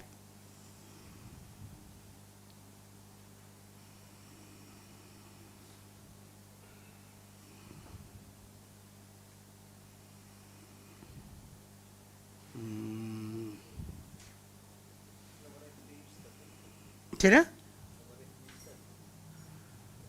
Gambar FV lah. Okay, ini pegang. Ada lagi. Lain. Alah, tak ingat lah pula. Kat mana letak. Sebenarnya janin manusia ni hari ke-56. Multidimensional embryo. Sekejap. Sekejap. Dia. Nak pegang kan? Multi-dimensional human embryo. Ni tengok depan. Depan. Okey. Hari ke. Sekejap. Macam mana? Kanlah. Ni tengok. Janin 56 hari. Okay, ketika hari janin ke-56 ni kan. Ni. 5 mm So, satu. Dia dah rupa manusia dah. Mana seketul darah lagi? Mana segumpal air mani? Mana ada? Hari ke-56 ni. Tapi saiz dia, ujung jari ni ni. Ujung ni. 5 mm kan? Nak bayangkan dia 5 mm tu sana. Besar tu je. Tapi waktu ni, dia bukan lagi yang kes 40 campur 40 pun. Tak ada. So benda macam ni, bila kita fahamkan balik kan, tajuk masalah tarikh tu, kalau lepas 4 bulan, maka dia kena solat. Sebenarnya tak timbul. Tajuk tu tak timbul. Tajuk asal dia adalah masalah janin tu, adakah dia keluar hidup atau keluar mati. Pada hadis yang datang, Nabi kata kalau anda kata dia keluar dalam keadaan menangis dan sebagainya, mati, dan baru disolatkan. Kalau anda kata dia keluar, tapi yang keluar 4 ni boleh kata mazhab Ahmad pegang. Mazhab Ahmad pegang dengan 4 bulan cukup, maka nampak ke tak nampak mesti solat. Sedangkan benda tu sebenarnya kalau ikut saiz macam tu kan, kalau anda kata dia besar macam ni ke, bila dia mati, biasa rahim tu akan hancurkan dia dulu untuk dikeluarkan. Kan tak ada rupa pun kadang. Soalan kuliah kena fahamkan tajuk tadi. So kalau ikutkan sebenar, kalau dia keluar, bahkan mazhab Syafi'i, keluar dia hidup, baru kita start ada hukum. Kalau keluar tak hidup, tak ada hukum. Okay? Boleh dia balut dan tanam je. Okay? Baik. Wa in kana aqalla min dhalika falyusalla alaihi. Kalau dia kurang dari itu, maka tidak solat ke atasnya. Istahalla sarikhan, lafaz hadis tu. Boleh ambil dia, sekejap.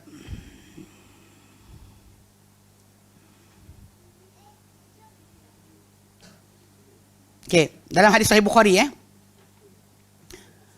qala Ibn Syihab, kata Ibn Syihab, yusalla ala kulli mauludin mutawaffa wa in kana lighayatin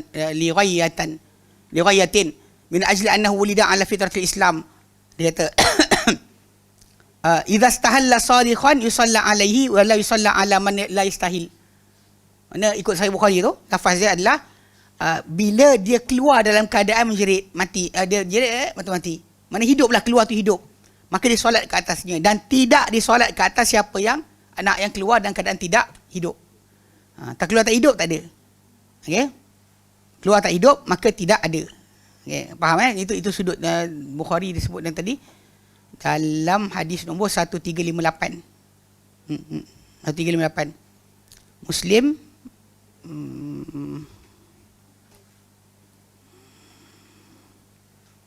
cek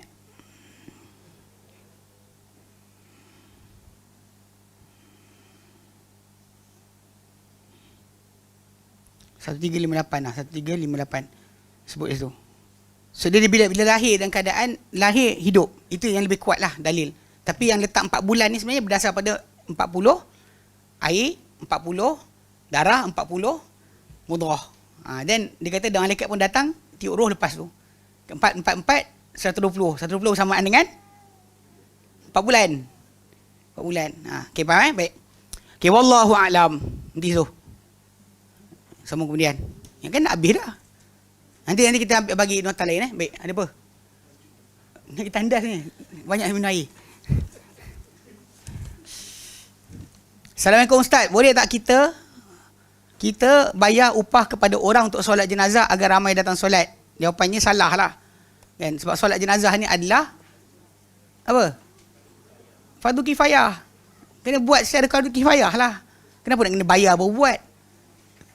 Mana nampak sangatlah dekat situ tidak ada kasih sayang di antara Muslim. Bila nak doa pun kena bayar. Ni kan value doa. Ni value doa apa?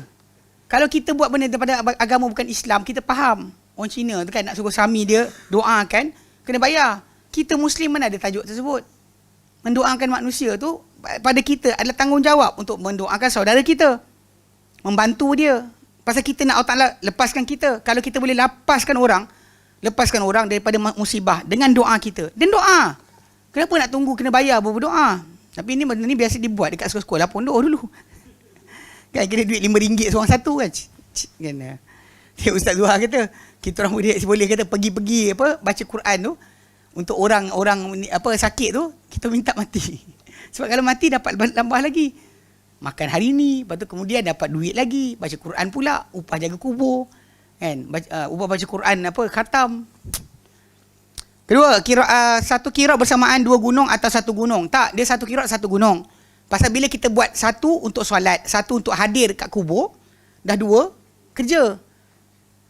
1 tunggu sampai disolatkan. Tu 1 kirat. Kemudian hadir ikut sampai ke jenazah tu ditanam. 2 kirat lah. 2 kirat lah. Mana? Lain-lain.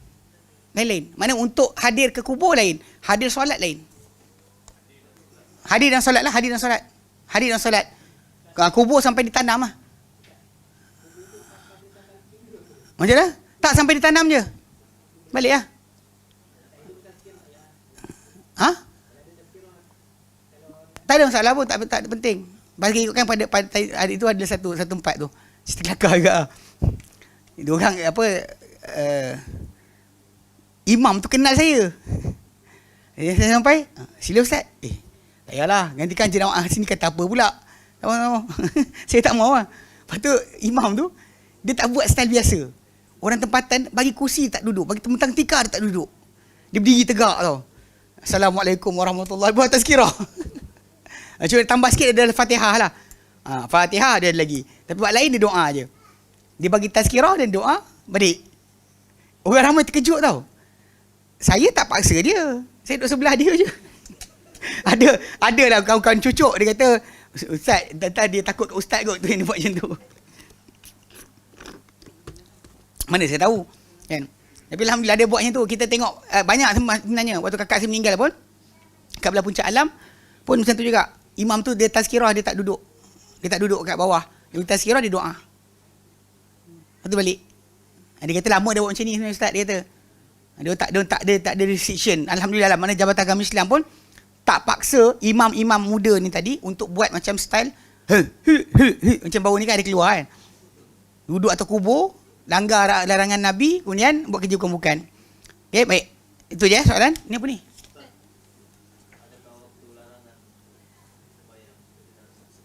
Dia tak ada. Solat jenazah ni sama macam solat tadi lah. Dia solat bersebab. Ada orang mengaitkan solat jenazah ni jadi macam solat yang sunat mutlak. Lalu tak boleh lepas subuh, tak boleh lepas asar sebelum maghrib. Tak ada. Dia tak ada larangan berkenaan. Sebab dia bukan solat tak bersebab. Macam mana kita dalam masuk masjid, nak duduk, katakan selepas subuh kita masuk kan, matahari tak terbit lagi, tapi kita nak duduk. Kita kena solat. Macam kita lepas masjid lepas asar. Kan nak masuk nak duduk. Kita kena solat. Walaupun waktu tu tak dibenarkan solat sebab solat bersebab. Yang tak boleh pada larangan tu adalah solat dan tak bersebab. Sunat mutlak tak boleh. Benda.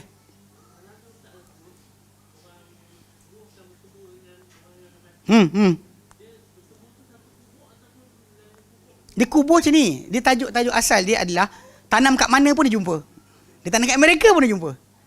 Dia bukan mesti tanah perkuburan yang sama. Ya, saya. Pasal dia ada tempat berhimpunnya orang-orang beriman. Roh orang beriman dihimpun kat sini. Tapi bukan telaga Barhut lah. Bukan telaga tak ada telaga. Balik pada asal, kadang-kadang mungkin lah, ada separuh orang sufi ni dia delusional. Dia duk bayang-bayang astra, projector dan sebagainya kan. So dia nampak bukan-bukan, dia cerita anak murid dia. Anak murid dia percaya dia dah nampak benda berkenaan. Tata syaitan duk ajak dia. Itu tajuk asal. Tak ada yang sepatutnya sedemikian. Sebab kita benda gaib ni kena pulang kepada nas. Tak ada boleh kita langkau nas. Macam orang tu kata apa, malaikat maut akan cabut nyawa. Memang semua buka dalam Quran, dalam hadis. Macam surah Sajadah, kul yatawaffakum malakul mautil ladzi wukila bikum thumma ila rabbikum turja'un. Katakan hai Muhammad, akan mematikan kamu, mewafatkan kamu malaikat maut yang diwakilkan kepada kamu. Kemudian kepada Tuhan kamu akan kembali. Tak ada orang yang akan dimatikan oleh Allah Ta'ala direct. Semua para anbiya dihadiri oleh malaikat maut. Kalau kita buka dalam hadis-hadis Nabi SAW, ketika Adam nak dimatikan, malaikat maut datang. Ketika Musa nak dimatikan, malaikat maut datang. Nabi Muhammad SAW sendiri pun dia datang, ditawarkan untuk dunia atau bukan, malaikat maut datang. Yang peliknya sekarang ni, bila keluar orang kata kalau arif billah, mati lain. Kita bimbang sebenarnya kan, delusional, tahu tak? Khayalan yang melampau-lampau. Last kali syaitan datang dia ingatkan Allah. Tak mustahil. Anak murid dia pun duk bayang tok guru macam tu. Syaitan datang pun dia ingat Allah Ta'ala. So balik pada asal, memang Allah Ta'ala letakkan semua para anbiya. Mana ada lebih arif billah berbanding dengan para nabi? Semua para nabi datang, dia tengok oleh malaikat maut. Datang tiba-tiba yang ni, bukan dicabut oleh malaikat maut. Allah Ta'ala sendiri mencabut nyawamu. Astaghfirullahalazim kan. Ini semua ni adalah kufur kan, kekufuran terhadap ayat-ayat Allah. Ayat Allah Ta'ala dia terang dan jelas. Tak perlu ada kesangsian di situ. Hadis Nabi pun terang dan jelas. Semua hadis Nabi datang kata malaikat maut akan datang. Tiba-tiba datang seorang kata, kalau kita arif billah, Bukan malaikat yang cabut, Allah yang cabut. Geram. Baik. Apa benda? Macam dalam hadis sahih Muslim kan, Ummu Atiyah ke nama dia, saya tak ingat. Dia kata apa? Dia kata nuhina an ittiba'il janaizi wa lam yu'zam alaina. Kami dahulu dilarang daripada mengikuti jenazah. Ittiba'il jayab. Kami dilarang ya, nuhina. Lafaz dia ada, nuhina an ittiba'il janaiz. Ummu Atiyah lah, Ummu Atiyah. Dia kata apa? Dia kata nuhina, kami dulu dilarang daripada mengikuti jenazah, namun tidak dikeraskan. Maksud dia ada juga sampai ke kubur. Di kalangan perempuan pergi kubur sebenarnya tak dilarang langsung, bukan absolute tak boleh. Sebenarnya memang macam Ummu Atiyah kata dalam Sahih Muslim, dalam Sahih Bukhari, kami dahulu golongan perempuan dilarang dia ikut jenazah, namun tidak dikeraskan ke atas kami. Maksudnya kalau dia ikut tak ada, kena halau lah. Kalau ada jenis ikut juga, tidak akan dihalau. Tapi Nabi larang lah. Jawapannya tak digalakkan lah. Jawapannya tak digalakkan. Tapi kalau perempuan tu berdegil nak pergi juga, dan ikut tata cara lah. Macam zaman sekarang ni ada orang pergi kubur, perempuan kan, pakai baju bling-bling, minyak wangi. Dia masuk kawasan tu kan, kubur tu kita ingat Pontianak datang. Rupanya akak tu. Dia pakai minyak wangi, satu kubur bau dia. Satu kubur bau dia. Yang faham cerita? Betul. Patut kadang ada separuh tu saya tangkap gambar, video. Apa ni? Apa ni? Nak melakang buat apa? Miang tau miang. Dia benda macam ni kan. Benda-benda berkaitan masalah-masalah kematian ni. Ataupun orang kita sayang. Jangan simpan. So, once kita simpan, kita tengok. Lepas tu kita nangis balik. Lepas tu kita tengok, kita nangis balik. Lepas tu kita nangis balik. Bukan berkaitan, nangis kita tu bukan selamatkan mayat pun. Air mata kita ni tak selamatkan mayat yang kena seksa tau. Kalau dia kena seksa. Yang penting adalah pengharapan kita pada Allah Ta'ala, doakan dia keampunan. Ni kadang-kadang kita angkat gambar untuk konten. Lagi masalah. Kita sekarang kat kubur. Saya macam dia pergi tu tak proper. Faham tak? Berimpit-impit dengan lelaki sebab apa? Datang berimpit lah. Orang sibuk nak ambil apa? Nak ulur jenazah, dia pun sibuk kat tepi tu. Bagi suruh terjun kan, aku tahu. Tak nak pula. Dia muka perempuan sini tempat lain. Dia cerita kakak tau. Saya ingat tu balik haji. Akak tu apa jadi. Dia macam ni. Waktu kita kan conveyor belt tu, tengah pusing kan. Beg besar. Akak tu tak larat nak angkat. Kami nak ke depan. Kita kata dengan dia, kak ke tepi kak. Akak tunjuk mana beg akak, kami angkatkan. Orang lelaki-lelaki ni nak buat kerja lah, ke tepi lah sikit. Dia buat diam, buat keras. Dia buat macam. Kita macam, pahal lah kak ni. Lepas tu ada abang tu. Orang perempuan je ni lah. Abang perempuan dia marah. Ni hajah ni bawa balik. Bawa balik haji. Baru sampai kapal terbang. Dia panggil, hajah. Kita tu haji. Dia cakap apa, diam, biar. Lepas dia tak larat pun angkat beg tu. Macam tadi kes lah, awak nak angkat jenazah ke? Tak kan, kita pergi lah. Masalah betul. Sibuk nak nolong itu. Tolak dalam lubang kubur tau. Geram betul. Dia tak ada tau. Satu masa, satu peringkat tu time 80-an. 90-an, mak saya meninggal sebagainya kan. Perempuan tak datang. Zaman tu perempuan tak datang kubur.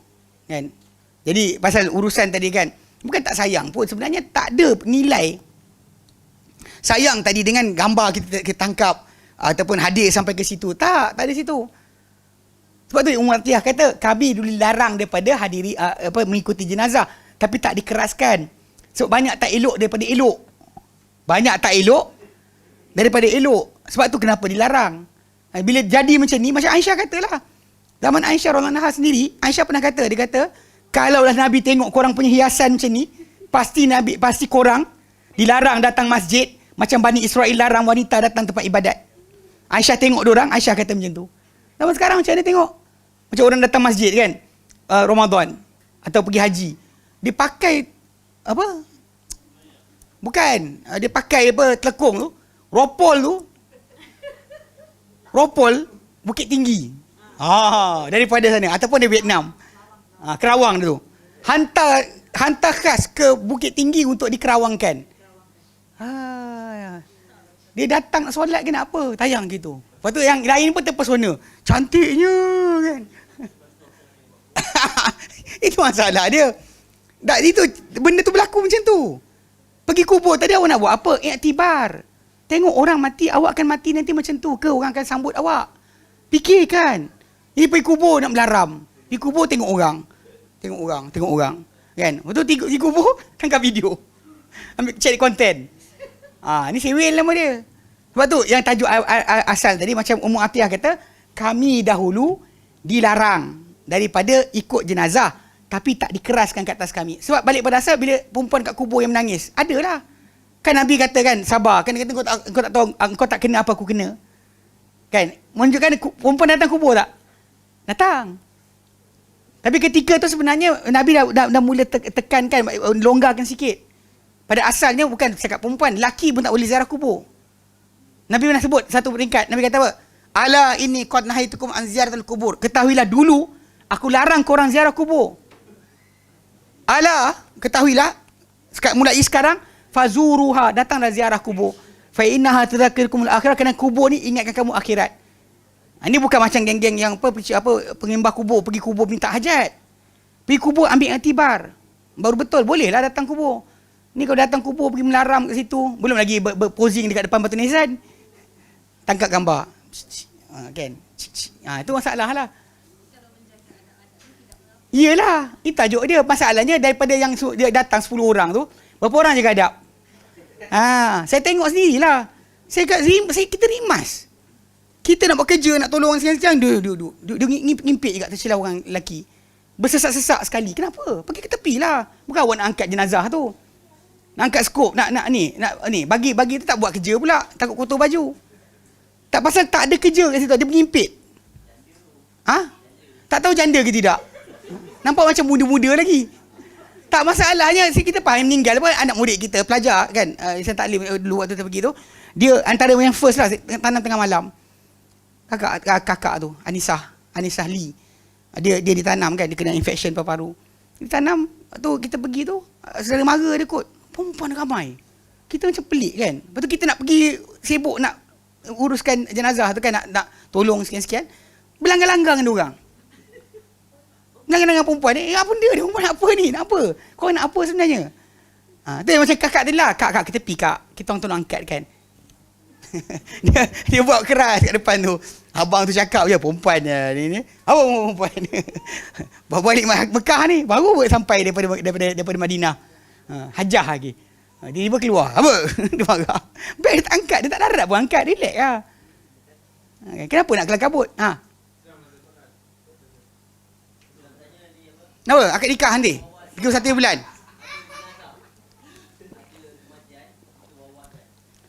Kita war-warkan kematian.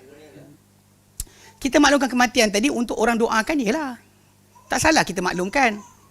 Dengan harapan orang boleh datang untuk uruskan jenazah. Kalau ada kata, kalau tidak, orang doakan keampunan untuk orang yang mati di kalangan keluarga kita. Okeylah. Kita war-warkan untuk makluman tadi.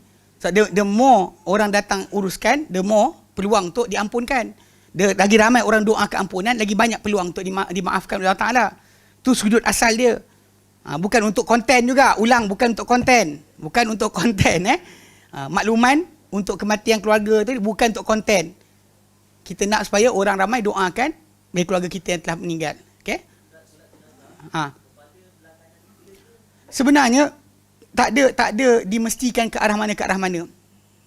Cuma yang lebih aula dilihat macam mana duduk dalam kubur, macam tu keadaan dia.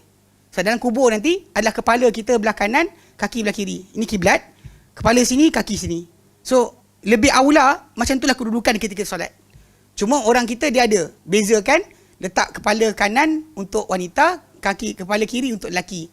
Alasan? Tak ada alasan. Pasal tak ada dalil. Cuma masalah bila kita tengok, kita nak ilzamkan pula, kata mesti kanan, kepala, kaki kiri, pun tak ada juga dalil nak mestikan. Cuma wallahualam mungkin zaman tersebut tak tahu, kita dari jauh tak tahu imam tu solat jenazah lelaki perempuan. Tapi dengan placing kepala tadi kita tahu mayit atau maitah.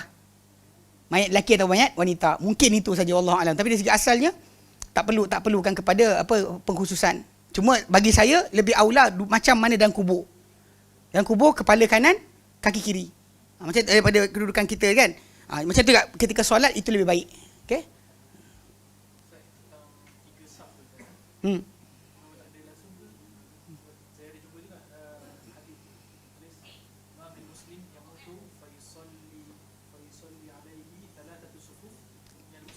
Maksud dia ramai. Bukan masalah tu. Sebenarnya masalah 3 saf tu, contoh macam Nabi sebut tu, bukan masalah mesti buat 3 saf. Kalau dia kata orang dekat Masjidil Haram tu dah ambil kau. Berapa saf banyak? Dia tak ada relate dengan masalah tersebut. Pasal kebetulan, kalau Masjid Nabawi ketika itu, kalau anda kata 3 saf tu penuh, ramai sangat. Mungkin jumlah dia mencecah kepada 100 orang. Tu sebab dia. Adapun orang tersebut, 3 orang, kita bantai suruh letak 3 saf macam mana? 3 saf ke? Kita pandang. Buat 3 saf, kan? Kita macam, kalau 4 orang, kalau 12 orang, ada, makmum 12 orang, lagi nak pecah kan? Itu masalah lafaz tadi tu kena faham apa konteks yang Nabi sabda kan?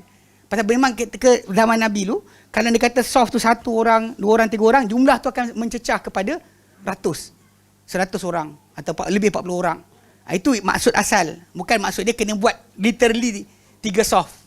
Orang yang kata 3 saf tadi, dia ingat kita telah ada 12 orang je pakcik. Macam mana?